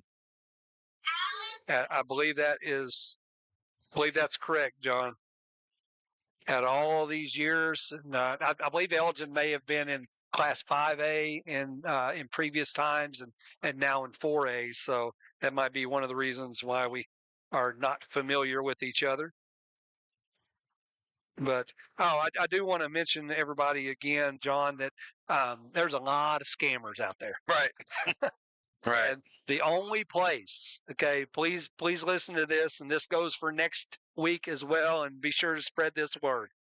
The only place that you are going to be able to watch, no matter how many different places that you see is streaming the game, the only way that you're going to be able to watch that is through the NFHS network. Okay? Please understand that, because I don't want you to get scammed into giving your credit card out to somebody that shouldn't have it. Okay? Right. So be sure to spread that word. That's going to be next week as well at the state championship. NFHS network is the only way that you can watch this game live. Now, that is correct. There might be a couple of different ways to listen. Obviously, you're doing that now with WPS live streams and the Friday Night Bulldogs. But I believe there are a couple of radio stations. I do not have their call numbers, but there are a couple of radio stations that you may be able to listen to it.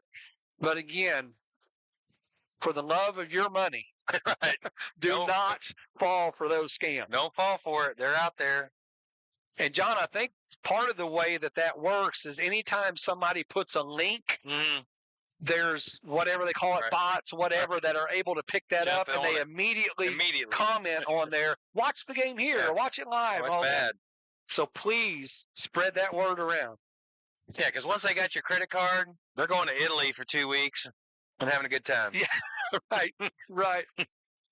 And speaking of other places, I know, Melanie, I haven't seen you yet, and you guys correct me if I'm wrong, if you've seen her in the chat room, but Melanie Moore used to be Moore Harris, and then, sorry, Melanie, but it may be still Moore.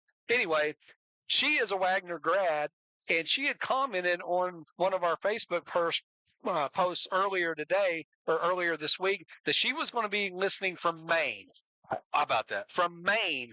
And that will be just, if she does that. And we need you to log in. Exactly. If anybody knows her, text her or Facebook her, okay? Yeah. But, and so, like I said, she may be already. But if she logs on from Maine, That leaves Delaware and Rhode Island, and that is it. 48 states. 48 states. Friday Night Bulldogs broadcasted in. I don't think we've. I don't think we've picked up Puerto Rico because usually we say the 50 states and Puerto Rico. I don't think we've picked up there yet. But but just 2 states remaining. If she is watching from Maine tonight. Kevin Swanson, thanks for logging on and giving a shout out to the F&B crew and bringing the games. And Garrett Haddock is still with us, and he is recording the game, and we will be able to replay this tomorrow, about this time tomorrow, as there's a 24-hour tape delay. And Kevin, I see your last sentence there. I'll just let our folks read that. But I will not argue with it at all either. I don't know if Abby was able to log on. Kevin's daughter, Abby Wagner grad, he made a comment that maybe she was going to be able to log in from London. Oh, yeah. I don't believe we have England across the yet. pond. So that would be jolly, jolly old England. Spot of tea. So, Andrew Rogers, okay, you do that. Andrew, appreciate you logging on. And thank you for all the happy birthday wishes. Boston Wybrand, we'll see you. You may be in Wagner, but he may be just down the road or across the road down there in Edmond as he is attending the University of Central Oklahoma. And James Clayton.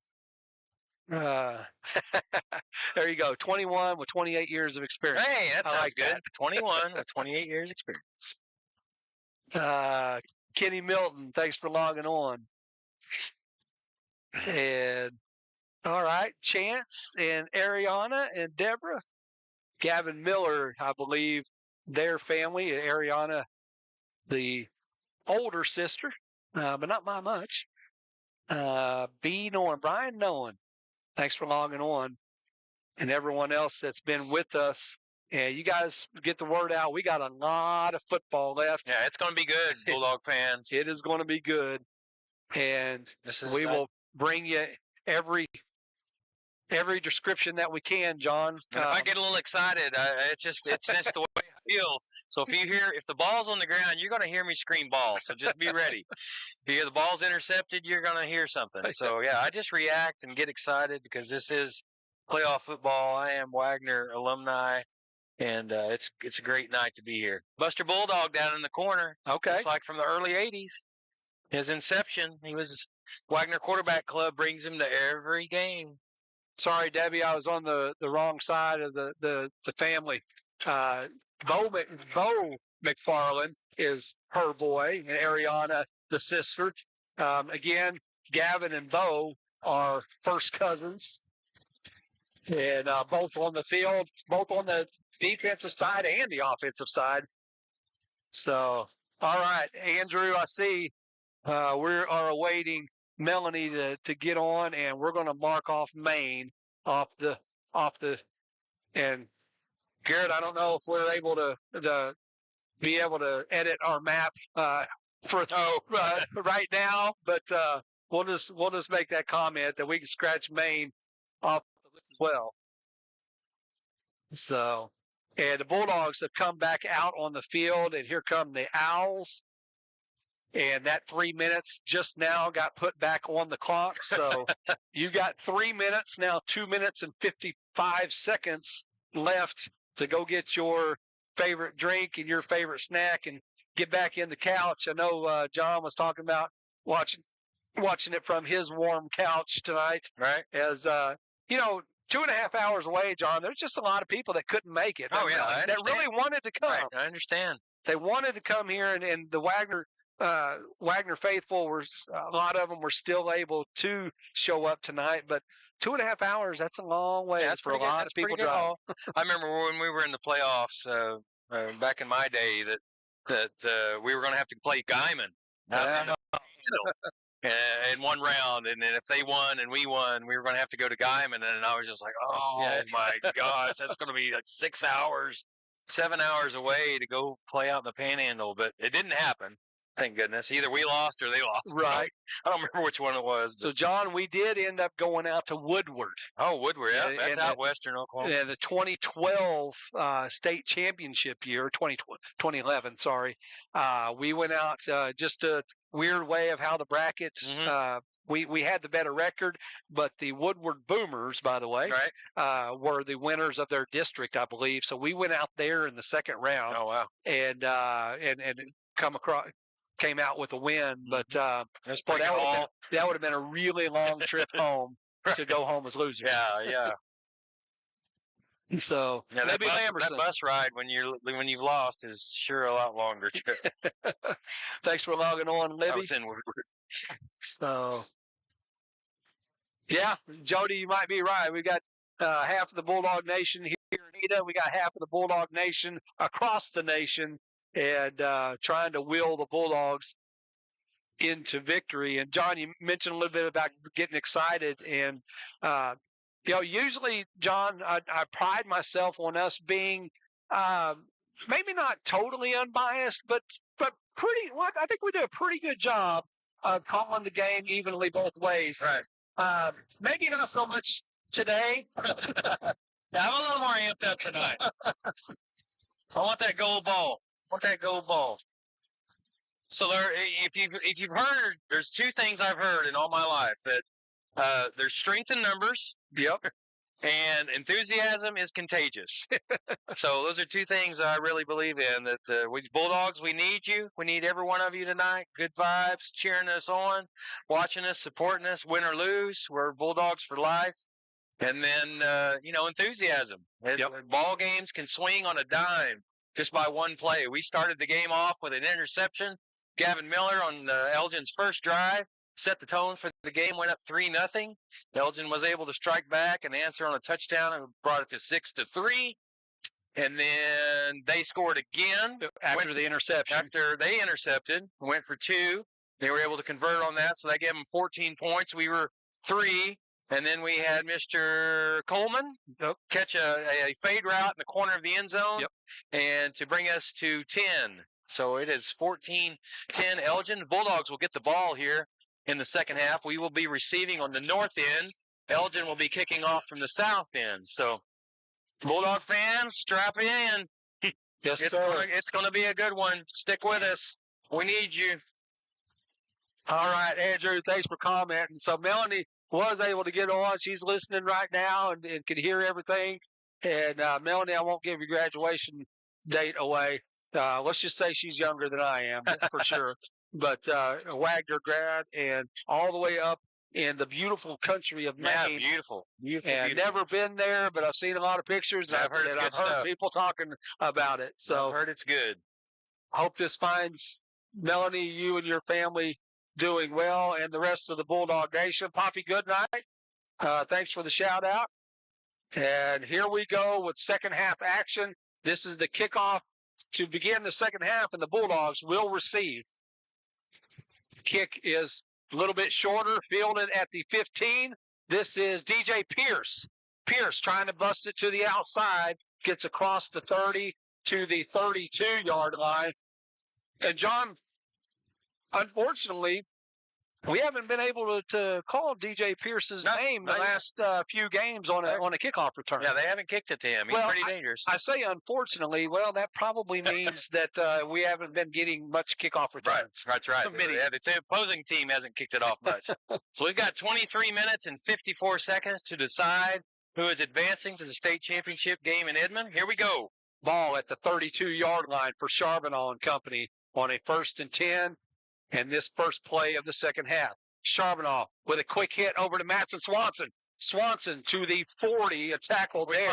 We fumbled. At least Elgin thinks they did. Yeah, we did. And we did. The ball comes loose, and Elgin picks up the loose ball and will have it 1st and 10 on the Bulldog 40. Oh, good play call there, Jeremy, as we swung it out to a quick hitter on the side, and he was able to pick up about it. I'd say 7 yards, and on the tackle, I guess they stripped it loose, and they recovered the ball. So, yeah, big momentum swing here. So, Bulldog defense, let's step it up. Let's get solid here. See if we can get that ball back. No. The Elgin Owls will be 1st and 10 on the Bulldog 40, and here's that tailback again, and he's going to pick up about 4, John. Yeah, ran over the left side. So they had success with that earlier in the game, over the left guard and the left tackle. As it'll bring up a 2nd and 6 here for the Owls.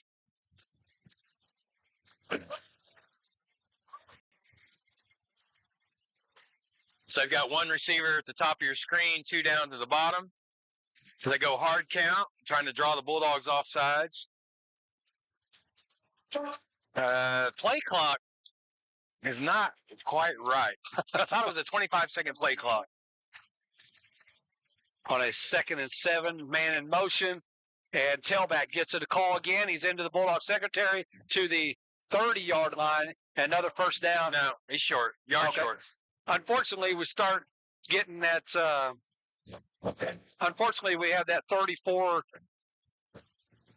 We do not have number 34's name, so we apologize for that. But he has been the workhorse so far. Yeah, he's been their go-to man tonight.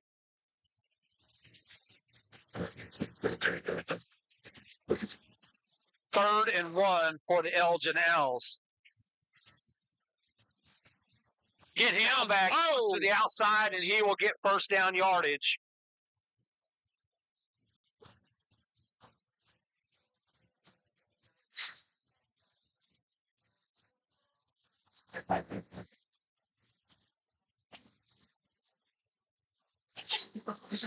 Sorry about that. We're making some adjustments, some battery adjustments. And John, he will pick up first down at the Bulldog 29-yard line. Yeah, turnovers are big, Jeremy. I think we've turned it over twice tonight. Yep.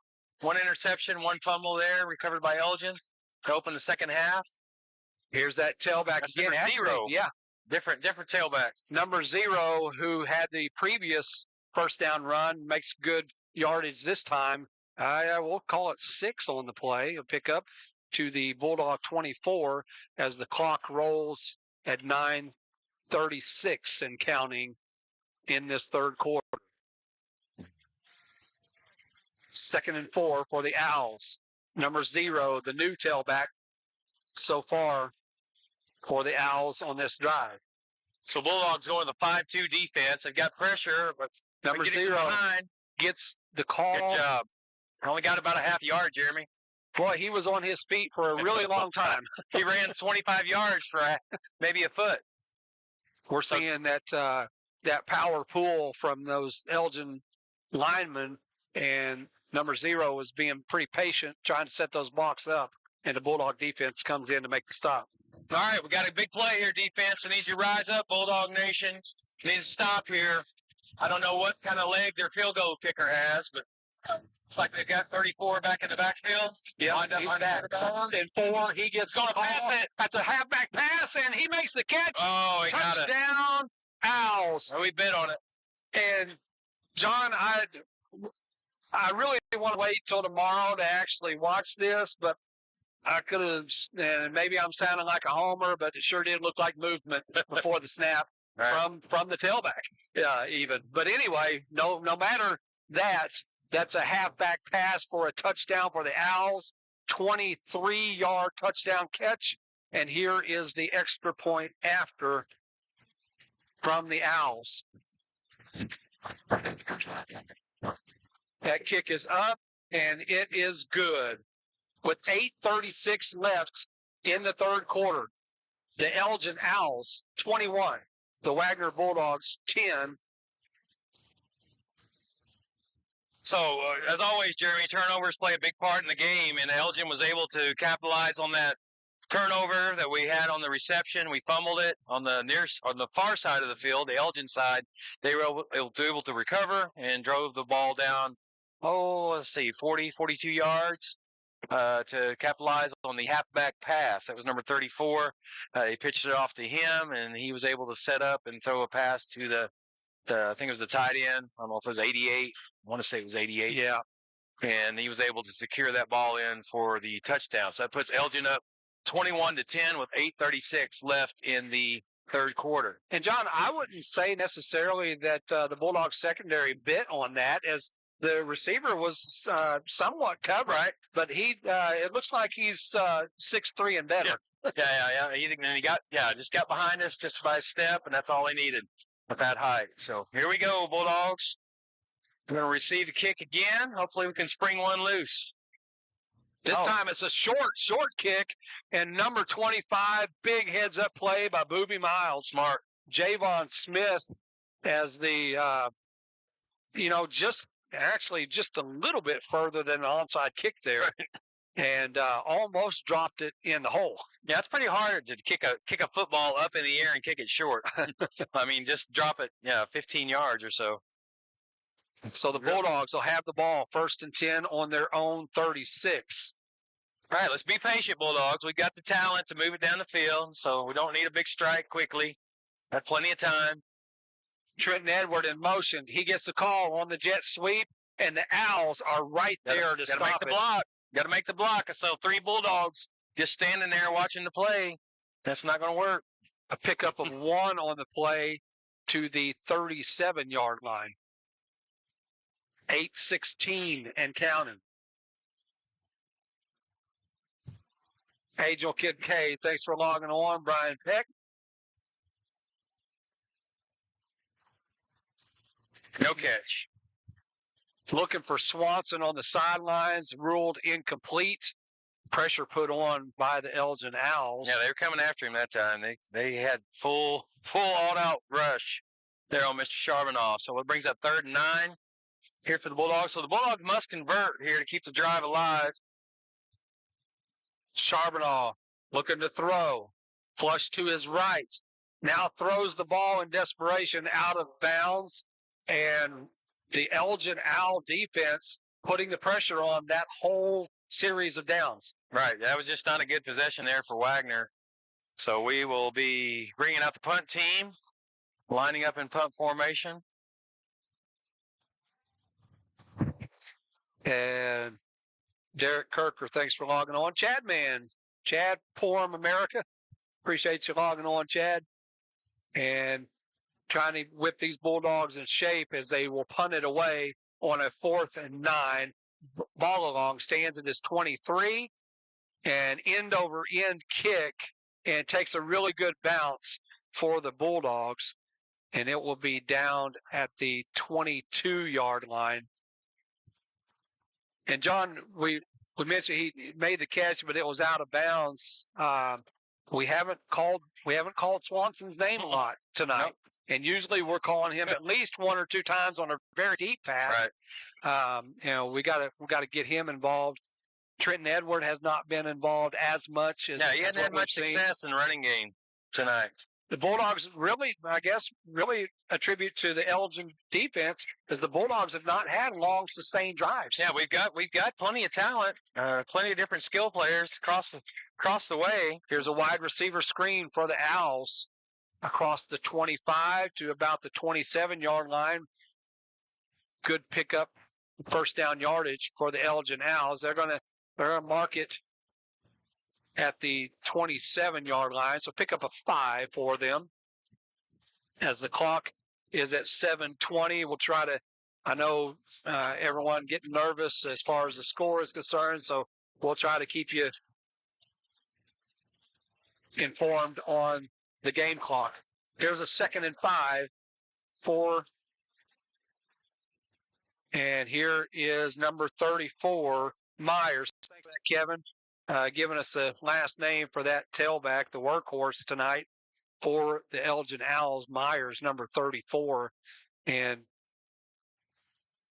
he's just 1 yard short of a 1st down. Well, and he may be just 1 or a few yards short of 100 yards already. Probably the first 100-yard running back that we've faced for this year, probably, and maybe even years before. That Myers again to the 35 for 1st down yardage. And really, John, other than maybe one of the series of downs, we haven't had much of an answer for Myers. Right. Yeah, he's been able to have success mostly over the left side. That's where they just went this time. They went off the guards' hindquarters there on the left side and were able to pick up about 3 yards for a first down. 6:20 and counting. 1st and 10 for the Owls from their own 35.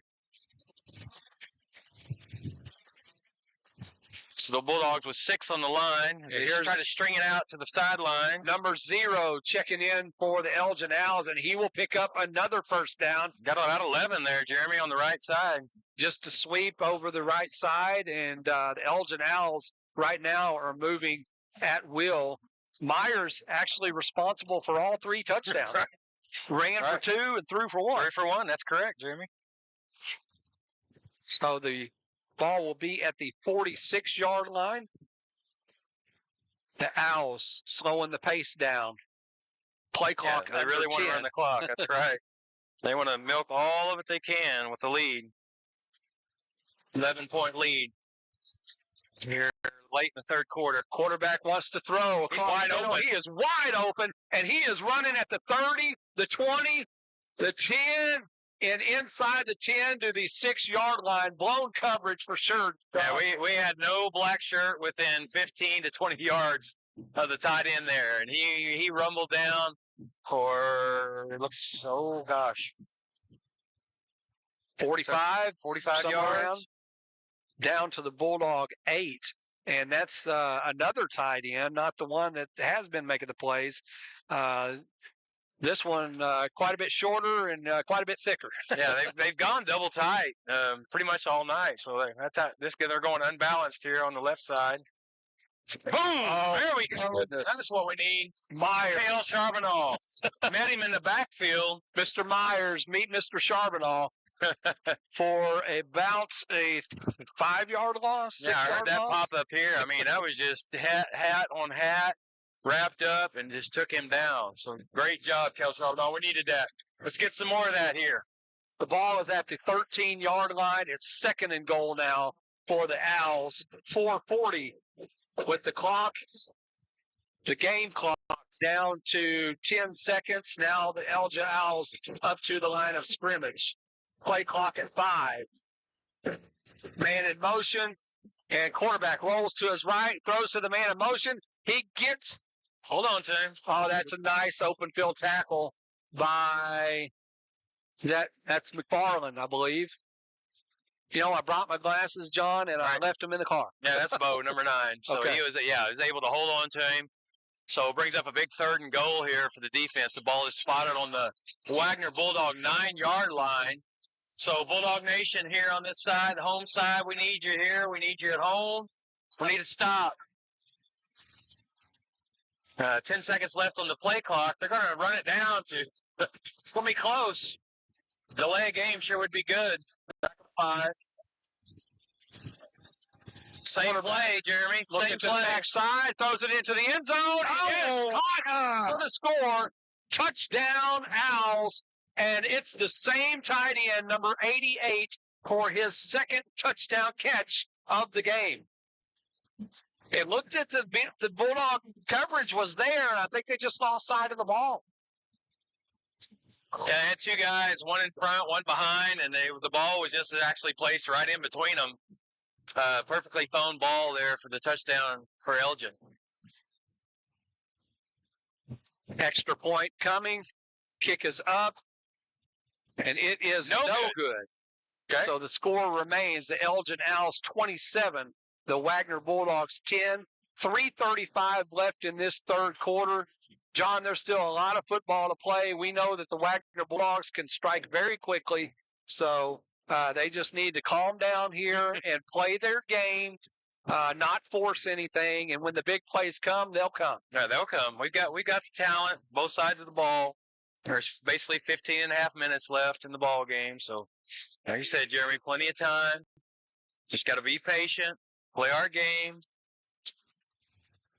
Pam Collins, thanks for logging on. As the Bulldog Nation is still with us, 260-something listening right now. And we're hoping this one's going to go down to the wire. Right now, the Owls with a convincing 27-10 lead over the Bulldogs. They'll kick it from their own 40. Swanson, Pierce, and Edward back deep to receive. Check that. Williams, Pierce, and Edward back deep to receive this Owl kick. This time they go deep, and it's going to be Tayshawn Williams on the return from his own 13. Runs through a couple of tackles. Good job. And he Good is return. a good return to the 40-yard line. And we've got a Bulldog down on the field. Steele. Number 32, Bryce Steele. And he's trotting off the field, but it's not as confidently as we'd like for it to be. Yeah, he took a shot somehow, some way. So they're going to take a look at him. But Tayshawn Williams sets us up in good field position. We're only 60 yards away from pay dirt. So Bulldogs just to be patient here, get first downs, move the ball, get points on the board. 1st and 10 from the 40. Here's Swanson on a wide receiver screen. He picked up a block downfield by Goodland. And speaking of Goodland, we haven't called his name much. Yeah, he's tonight. only, I think, carried the ball once or had one reception. But he's able to make a block there to spring him for about 8 yards. Gets out of bounds to the 48. Clock stops at 3:22 in the third quarter. Bulldogs already back up to the line of scrimmage. Charbonneau, he's going to look deep and looking for Swanson, and that ball goes out of bounds. And I don't think Charbonneau has been on the ground this many times after he's thrown all season long. Yeah, they may well put some heat on him. Latter part of one quarter, he did have pretty good protection. Elgin's only been rushing mostly 3 on the down lineman. So when you run the numbers, we've got 5 or 6 up there. So if they're bringing defensive ends and linebackers, we've got to pick those up. 3rd and a long 2. Charbonneau calls his own number, and he is tripped up in the backfield as we have not. I don't know if we've ever seen that. I don't know if they've ever seen that. Yeah, they were able to get him on the backfield. He was going with a quarterback draw on a 3rd and, what was it, 2? Yeah. 3rd and 2 or 3rd and 3, and they got him for a 2-yard loss. So it's 4th down. I'm going to say we must convert on this one. I think so. On a 4th, and we're going to call it a long 3 for the Bulldogs. They're going to have to get just beyond midfield for that first down. 4 wide receivers, and the Bulldogs will take the timeout to talk about it with 2:36 left in the third quarter. That's a wise timeout because we didn't have much time on the play clock. We don't want to go out there and force something, so just want to make sure we got the right play call, make the right blocking assignments, take care of the ball, try to convert that first down, keep the ball in our possession. Brian, I see your comment. I'll let everybody read that. But we appreciate the support of the FNB Nation as right now we're a little bit on edge here, but plenty of time to play with 2:36 left in this third quarter as the Bulldogs will face, we'll call it 4th and 3.5. The ball is resting outside the 47. They need to get just inside the Elgin territory. I would love to see either a stop and go route or what's called a wheel route, where you actually make a route and then break up the sidelines. That would be the 2 calls I would go for here. Charbonneau throws an interception. Interception for the ball's loose, but the Owls able to recover it again. Oof. And I think, John, that there was some miscommunication on that route because that was right into the breadbasket of the Owls. Yeah, the receiver got held up on his route or made the wrong break. I'm not real sure. But he threw the slant route, and it went right into Elgin's, right between his numbers, unfortunately. And on the return, he actually fumbled it, but there was another Elgin player there to recover. So another turnover for the Bulldogs. And if you were with us last year in the state championship game, man, we had 6 of them. Yep. I'll never forget that. And it's hard to win. It's hard to win when you turn the ball over, especially when you turn the ball over against a really good ball club. And that's what we're facing tonight.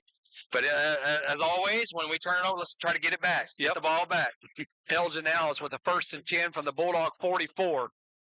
Number 34 gets to the outside, hops the tackler, and he is near first down yardage again. Number 34, Myers for the Owls, and that's got to, I would think, put him over 100. Yeah, I don't have any stats, Jeremy, but I bet you are spot on there. Yeah, you got to get a body on him. He is a strong runner. If he's anything like Walter Payton, he doesn't go down easy. Walter Payton used to run up hills full speed to train for football. 1st and 10 Owls from the Bulldog 34. We're at the 2-minute mark left in this third quarter as the Bulldogs need a defensive stand. Myers gets the call, gets to the right side, and that is number 42, Gavin Miller, from behind. all the way over. Yeah, from the defensive end position on the weak side. And I did see him throw that karate chop there at the end to try to punch that ball out. So, yeah, that's very important now for the defense to tackle and then try to get the ball away. Yeah, Miller came from the opposite end of where the running back Myers was running. And like you said, John, he came in as hard as he could, made the tackle, and tried to swipe at that ball at the same time. 2nd and 10 for the Owls from the Bulldog 34.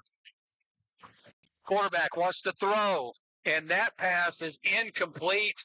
And, John, it was set up pretty well. Yeah, he had some green around the corner. Probably could have picked up at least 5 or 8 yards. So important down here for the Bulldogs. As always, a 3rd and 10, 3rd and long. So Bulldogs must make a stop. Elgin is out of field goal range. 110. We can hold tight here and make them punt. That'd be a big win for us. 3rd and 10 from the Bulldog 34. 1:10 left in this third quarter. Quarterback wants to throw, looking right. Still looking, now throws. All right. And even this time, what is that, 6'3", 6'4", I believe that was the tight end. Right. He couldn't climb high enough for that one. Yeah, he couldn't get up that ladder on that one. But I have a feeling with a 17-point lead, they're going to try to, I think, either go for it or they may do the old quick kick. Yep. A 4th and 10 with 1:04 left. And the way that their defense is playing, they may try to pin them deep. Or you look at it the other way, the way that your defense is playing, why not try to go for it a 4th and 10? All right, here we go. Let's play smart. Owls at the line of scrimmage. Play clock at 3. Snap. Quarterback looking to throw. Got plenty of time. There's the throw. Oh, no. The intended receiver had it go in and out of his hand. Thank goodness. Yes. Thank goodness for Bulldogs. Because they needed 10, and that would have been about 25. Yeah, it went right through his hands there. I mean, the ball was right on the money. So that will turn it over on downs for the Bulldogs. We just threw an interception on our last possession, and were able to escape with no damage done except time. We lost 2 or 3 minutes while Elgin had the ball. So we'll have 59 seconds left here in the third quarter. We are down 17 points. No panic yet. Still plenty of time as we can strike quickly. Charbonneau looking to his right, throws, makes the catch. That's Anthony Coleman. Good job. And he is slung out of bounds. First down. Charbonneau getting up from the ground. Getting a little slow with the limp. So he's definitely got something nagging him down on probably the lower part of his body, the way he's moving. But he was able to get that ball on the money and secure a first down. Ball is at the 44-yard line for Charbonneau with 4 wide receivers.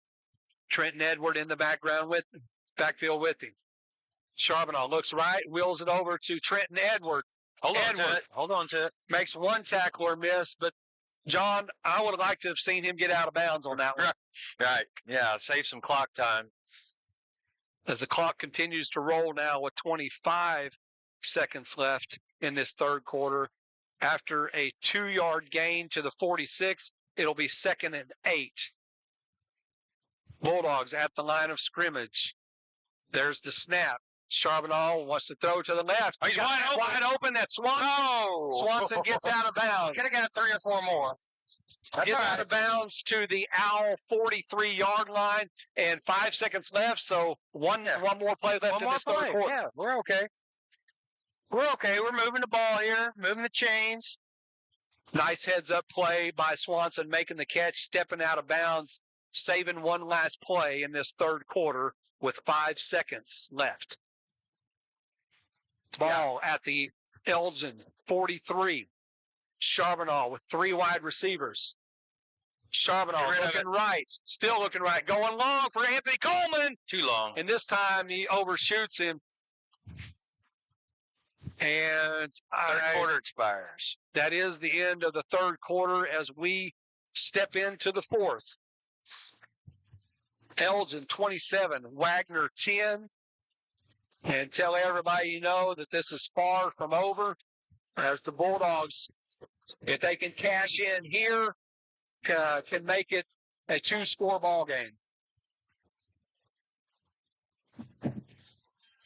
We appreciate all of you who've logged on and stayed with us through this audio-only broadcast. We do want to thank the OSSAA and Van Shea Ivan for giving us permission for audio. No video tonight, but again, we're able to provide audio, and we are with you throughout as we await beginning of the fourth quarter. I see everybody in our chat room saying Go Bulldogs, trying to will them back into this game as the Bulldogs, I believe, have turned it over 3 times. Yes. And big turnovers twice here in the second half. Right. Hopefully we can overcome that and get us a quick score here and then be able to make a stop. 2nd and 10 for the Bulldogs. Avon Goodland joins Edwards in the backfield. Charbonneau, little toss to Goodland. Goodland evades one tackler but can't get the second as the Elgin Owl defense have been very good at swarming the football. Yeah, pursuit is really good. I mean, they've been well coached not to let anything get outside. We got Trenton Edwards shaking up here. No, that's Goodland. That's Goodland, isn't it? 16 or 10? I can't tell. He's a little bit shorter, so that's okay, I think that's Goodland. Okay. So he's shaking up on the play. Bring up 3rd and 8 for the Bulldogs. From the 39, Charbonneau looking to throw. Pressure put on. Going way downfield for Coleman. Quit running. And Coleman, I don't know. Well, we may have a late hit. Okay. Quarterback. I'm hoping. That's what I'm hoping for. I'm not sure if Coleman didn't think the ball was coming to him, lost it in the lights, but the ball falls incomplete as we await the call. Looks like it's holding on the Bulldogs. Holding. Okay, holding against Wagoner. I would assume they declined that. Are you going to go 3rd and 8, or are you going to go 4th and 8, or are you going to 3rd and 18? And it looks like they're going to opt for the 3rd and 18. Oh, are they going to walk it off? Okay. Getting a little confused there. So it's going to be 3rd. 20? And about 20, I think. Yep. Charbonneau looking to throw, pressure put on, able to get away, and now he is hit from behind. Actually, the ball came loose, but luckily for Bulldogs, it went out of bounds. Yeah. And in the process, took out the side judge. Yeah, he's chasing him from behind, and he got killed pretty good. So we're going to send in the punt team here on the 4th and long, 4th and 20, 4th and 18 officially, according to the scoreboard. The ball is at the Bulldog 48, 11-13 on the clock.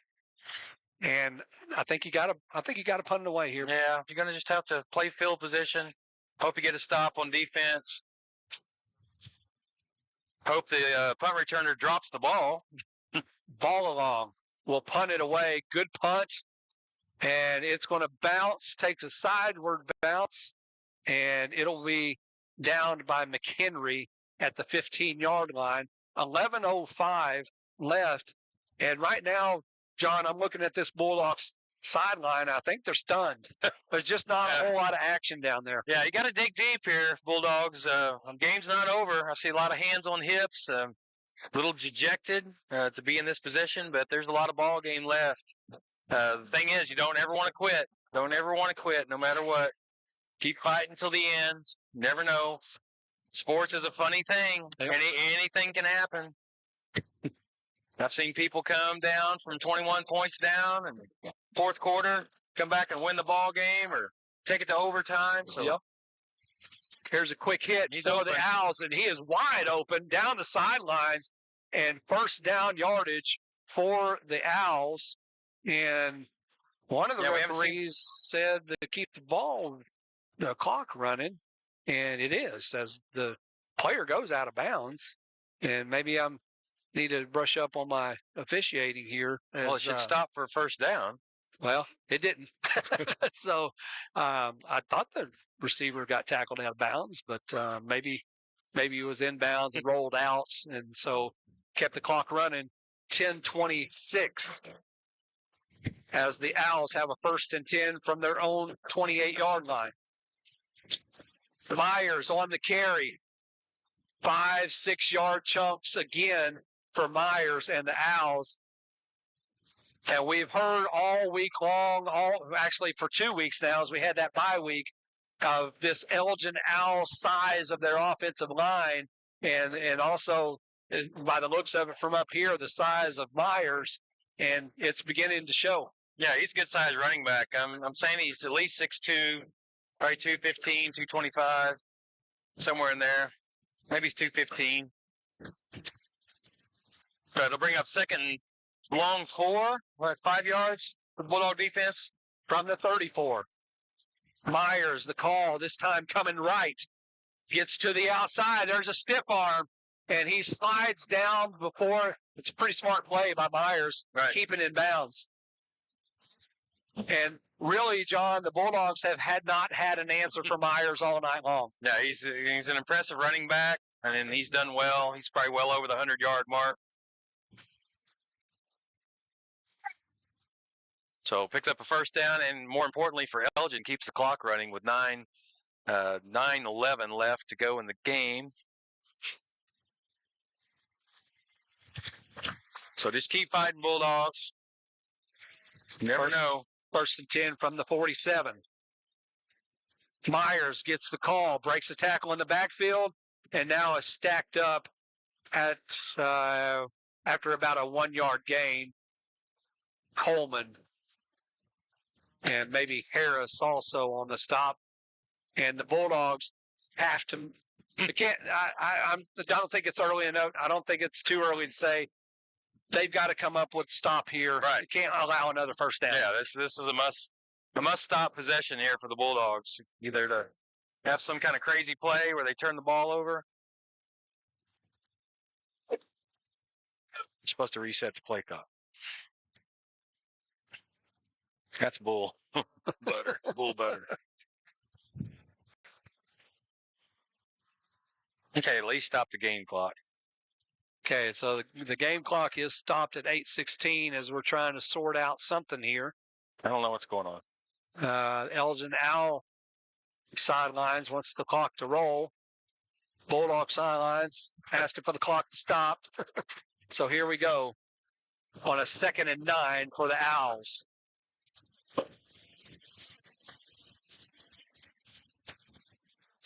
Tailback 0 gets the call, and he is into the Bulldogs secondary to the 45-yard line of the Bulldogs. Picked up 7, and it is 3rd and 1. And John, I hate to say it, but this may be 3rd in the ballgame. Yeah, they're picking up big chunks of yardage. Both their tailbacks, really good tailbacks. Number 30 with 1-2 punch. I mean, it's surprising that they don't have both of them in the backfield at the same time. So that was number 0 on the carry. Picked up, got 9, got down to 3rd and 1, and then here comes 34, the powerhouse, back in the backfield. So Elgin just letting that clock tick. Approaching the line with about 10 seconds left on the play clock. 3rd and a short 1 from the Bulldogs 43. Myers straight up the middle. He gets first down yardage and more across the 40 to the 38-yard line. John, Bulldogs may have start thinking about, well, they do need to start thinking about timeouts. Yeah, we got 2 left. We had to burn one earlier, so we didn't have the right play call on offense. So it brings up first down for Elgin. There's 6:55 left in the ball game. Bulldogs are down 27-10.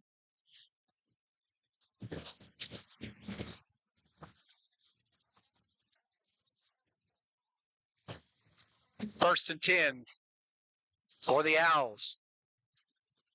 Myers will get the call over the right side. Strip it. Miller is there to make the tackle at the line of scrimmage. As the clock continues to roll, 6:23 and counting.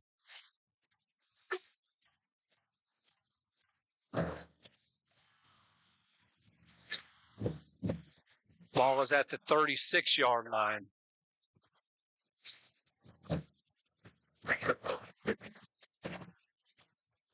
Game clock at 6 minutes now for the Bulldogs. Play clock at 10, and they've been doing this really since that first touchdown in the second half. Yeah, pretty methodically. Getting to the line at 10 seconds and snapping the ball 2-1. And there's Myers over the left side. And Myers and Bulldogs, I just don't think they have it to be able to bring that boy down. Yeah, he's tough. After those big old bodies have been leaning on you all night long, and then you got a very stout running back to boot. That's just hard to maintain that. Not energy. It's just hard to maintain the grits all game long when that's been happening all game long. Well, one thing to think about, Jeremy, is as much success as Wagoner's had, a lot of our players haven't played in the third and the fourth quarters. Well, and and this may be taking its toll here because I don't. And John, I just sorry I cut you off. I think That's we just okay. saw. I'm just going to stop. I think we just saw an unsportsmanlike on Wagner, and now the ball is at the 16-yard line of the Bulldogs. The game clock at 5:24, and the Bulldogs are going to have to start saying a prayer now. And that is the call. Is he saying somebody got ejected? I'm not sure, but the Elgin players don't need to be taunting our bench. That's not very good sportsmanship. I think maybe one of our fans. Did one of the fans get ejected? I know, that's 2 penalties back to back. Okay, so another unsportsmanlike on top of that, and Bulldogs have got to get their head together as they are facing the Owls on their own 8-yard line, 1st and 10, and the Bulldog sidelines has gone quiet. Yes, Gavin Miller's down on the field there, so I'm not sure what's going on. As he's being tended to. Hope that. Owls 1st and 10 on their own 8 as they tend to Gavin on the sidelines.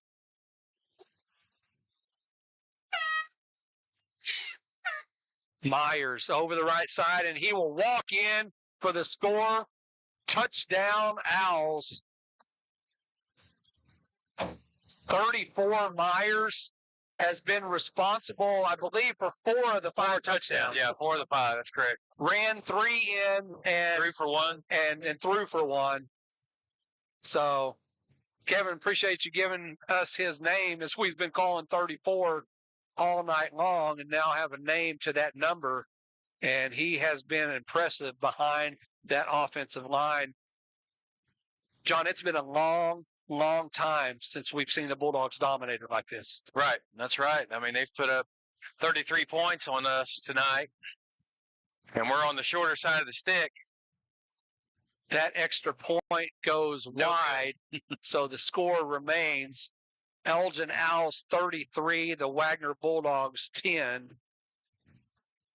And at this point, you just don't want obviously the Bulldogs will not give up here, but We don't want any more of these silly unsportsmanlikes and different things like that. Yeah, that's just frustration. Just kids on the field, not happy with the performance, not happy with what's going on in the field, and just saying something shouldn't be saying. And the refs caught it. So the Bulldogs will await the kickoff. 5:04 left, and unfortunately, this looks like a lot of taunting going on right now. Yeah, they should be a little more unsportsmanlike. So hopefully we don't mind them winning or beating us, but just keep it chill. So hopefully the rest of this ball game will be clean. And if you're the better team tonight, you're the better team. Scoreboard will say it. You don't have to. You don't have to taunt it. So number 31 will kick it away for the Owls and the Bulldogs. Williams, Pierce, and Edward back deep to receive. This will be Williams. Tayshawn Williams breaks a couple of tackles, now gets stacked up at the 30-yard line, and that's where the Bulldogs will have it. And I'll tell you this, John, and I'm not saying it on either side here, the amount of extracurricular that has gone on up to the whistle and even after the whistle, it's been a lot. Yeah, it's been a lot. Yeah, that's just the competition. We got two of the best teams in the state here, which probably should have been the state final, in my opinion. Right. I haven't seen the other teams play. I did see a score earlier, the Tuttle score. Somebody did post. I think Tuttle was up 10-0, but that was a long time ago. I haven't seen anything since then. Anthony Coleman able to shake a couple of tacklers. I think that was Decaden Ford throwing some blocks for him on a quick wide receiver screen. We'll pick up first down to the 43 as the clock continues to roll. 4:48 and counting. And many people did make that comment, John, that really this may be the state championship right here. Pressure put on Charbonneau, rolls to his right, now heaves it downfield, and that ball falls incomplete. Charbonneau just trying to make any type of play. Anything. And not to take anything away from the other semifinal game, but just repeating what I've heard several times since we've heard Wagoner Elgin we're going to play, that this possibly could be the state championship. But you know what? Whoever wins on the other side of the bracket, they're going to be at UCO next week. And, the proof's in the pudding. That's Tayshawn Williams picking up 4 or 5 across the 45. We're going to give him a pickup of 4. Ball will be at the 47. We'll call it 3rd and 6. As the Bulldogs still up to the line of scrimmage, calling plays as quick as they can get them in.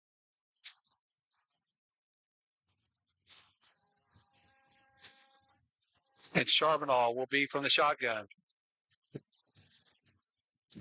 Charbonneau looking for Swanson. Oh, it was actually tipped. Yep.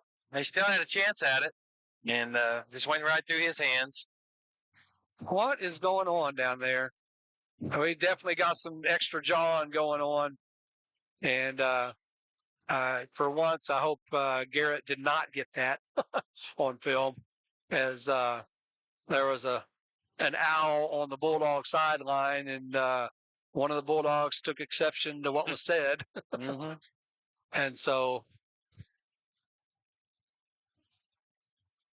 now looks like we got a timeout on the field. Yeah, I think Tuttle called timeout. Okay. Cool Elgin. Cool heads. Oh, I'm sorry. But talk about Tuttle possibly in the I just looked at the computer screen and they were giving me a score. Tuttle score doesn't say, I assume. Well, it just says 24-0. I'm not sure which one. Oh, okay. From the other side of the bracket. 3:52 left in this contest. As the Bulldogs, I think it's, again, we don't want to ever give up, but and the Bulldogs have not, but Elgin just proved to be too much for him tonight. Yeah, they have been the better ball club tonight. No, it's definitely not over, but we've still got the ball and 3:52 left, so it's not over till it's over. So Yogi Bear said that? Yeah, yep. Not over till it's over. Christy, you see that she said the Tuttle did win. So, and here's Swanson making a pass or making a catch over the middle, and he is running hard. Ball comes loose, but he's well after the play. All right, let's get to the line, Bulldogs. And I'm sorry, that's number 9, Bo McFarland, as his jersey's all crumpled up. Yeah, looked like a 3. Yeah, he was definitely fighting for extra yardage there. And referee's not very happy with the game clock. Manager is little extra clapping with his let's get the ball, let's get the clock rolling. So incomplete pass there on the far sidelines will bring up 2nd and 10. There's 3:30 left in the ball game as the Bulldogs have been able to move the ball down to the Elgin 32. So it sets up a 2nd and 10. Charbonneau looking for something long, has not really been able to do that throughout the night. And yeah, it's still. I mean, Elgin's only rushing 3. Yep. Here comes 3 more though. Charbonneau now looking downfield for Swanson, and it's intercepted. It's intercepted, and again, John, Charbonneau throwing it off the back of his foot because he's pressured and ends up on the ground.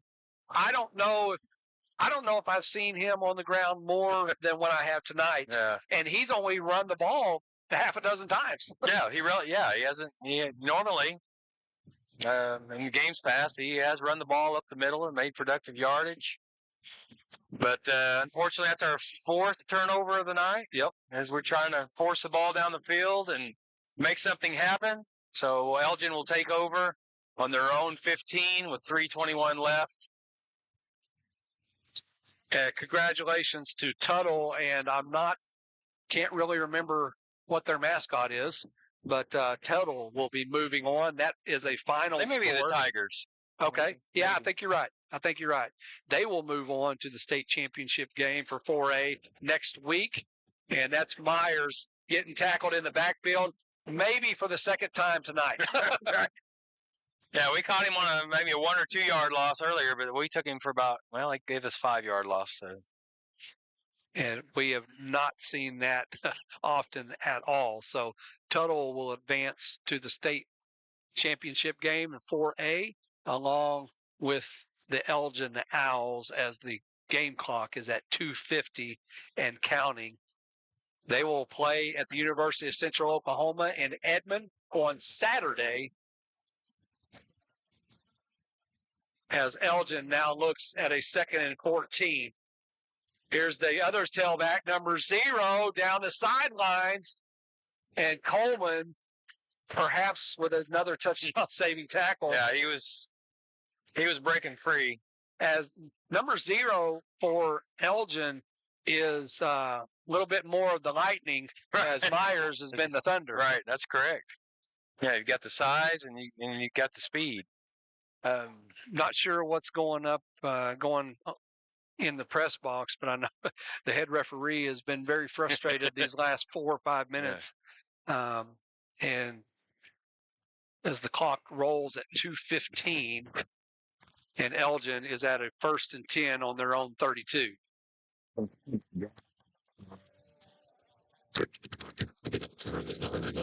Number 0 again, picking up good yardage. Clock under 2 minutes now. And again, thanks for staying with us, Friday Night Bulldog fans, as the comments continue to roll in, talking about, it's disappointing that the Bulldogs will not advance to the state championship game, but 12-1. 12-1. What again, we're talking 4A. We're talking 4A state championship here. There were only 4 teams left. Right. And the Bulldogs were Final one of them. four. Yeah, Final Four. And what'd you say a few weeks ago? It's out of the night. Is it 19 seasons that Dale's been here? This is the We've 20th always season. made Yep. the playoffs? Yes. 20th season for Dale Condit and the Bulldogs together as number 0 takes it over the left side and gets tackled for a minimal gain. And we are under a minute left here at the home of the East Central University Tigers.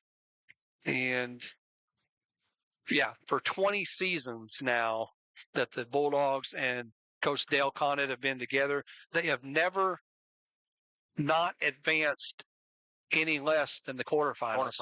And many times that's been the semifinals or the finals. Right. Yeah, that's pretty impressive to get to the playoffs every single season.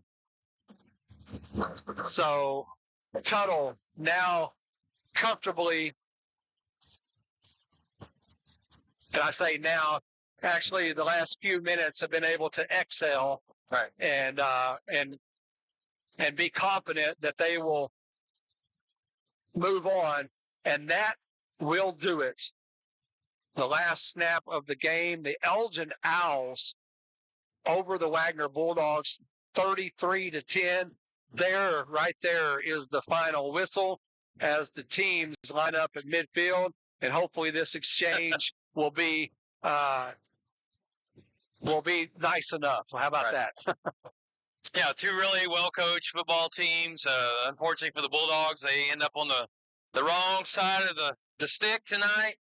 But what a wonderful season to go almost undefeated, win 12 of your ball games, and to lose in the semifinals is tough. But you lost to a really good football team, so we wish the Elgin Owls the best of luck as they will square off in the state championship next weekend in Edmond. Bulldogs. You guys keep the comments rolling through the chat room, as again, we're planning on still, even though this didn't turn out the way we wanted it to, we're still planning on re-airing this broadcast tomorrow night. And no doubt many of the players will watch that, right, and know that the Bulldog faithful have logged on. They've been here all game long, and the comments continue to roll in about how proud Wagoner is of this Bulldog team. Yeah, we are one of the best teams in the state, and we have been for the last 20 years. It's been an amazing run. You guys should be proud of yourselves. You're in the Final Four, and I know our slogan was "Finish It," and we almost did. So, great job, Bulldogs. We're proud of you. Keep your heads up. It's just a game. You know, it's a tough game to lose, but their life goes on, and football's not everything. And even if we didn't get to the comments on our chat room, we appreciate everyone that logged on, and knowing that you can actually keep up with the chat, even though it'll be 24 hours later. As it's happening, you're watching, you'll be able to see all the comments rolling in throughout the night. Scott Yandell, thanks for that. Talking about, again, when you get to this level, it doesn't matter what the records are. It doesn't matter really what the history is.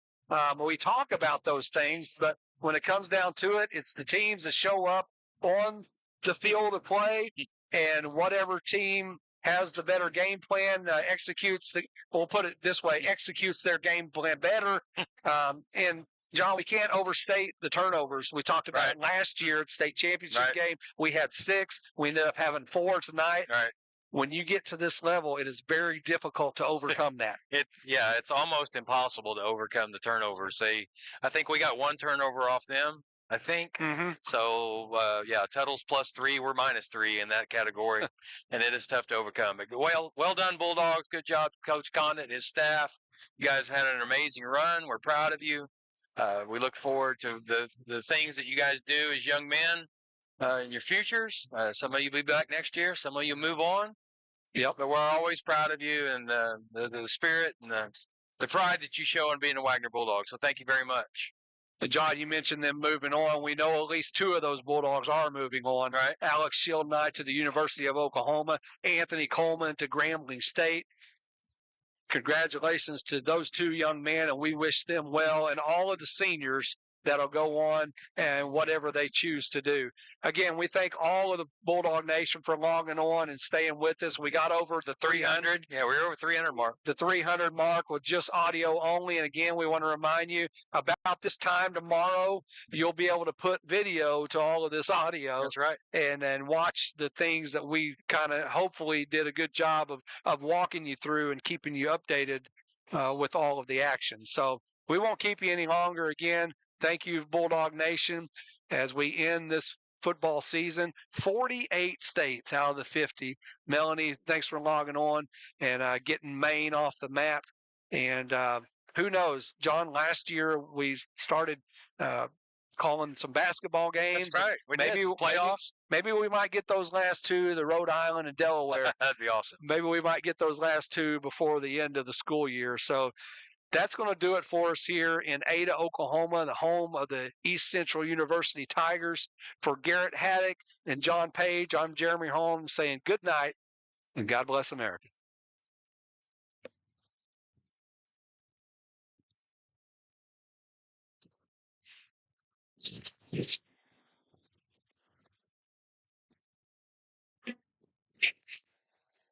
I was going to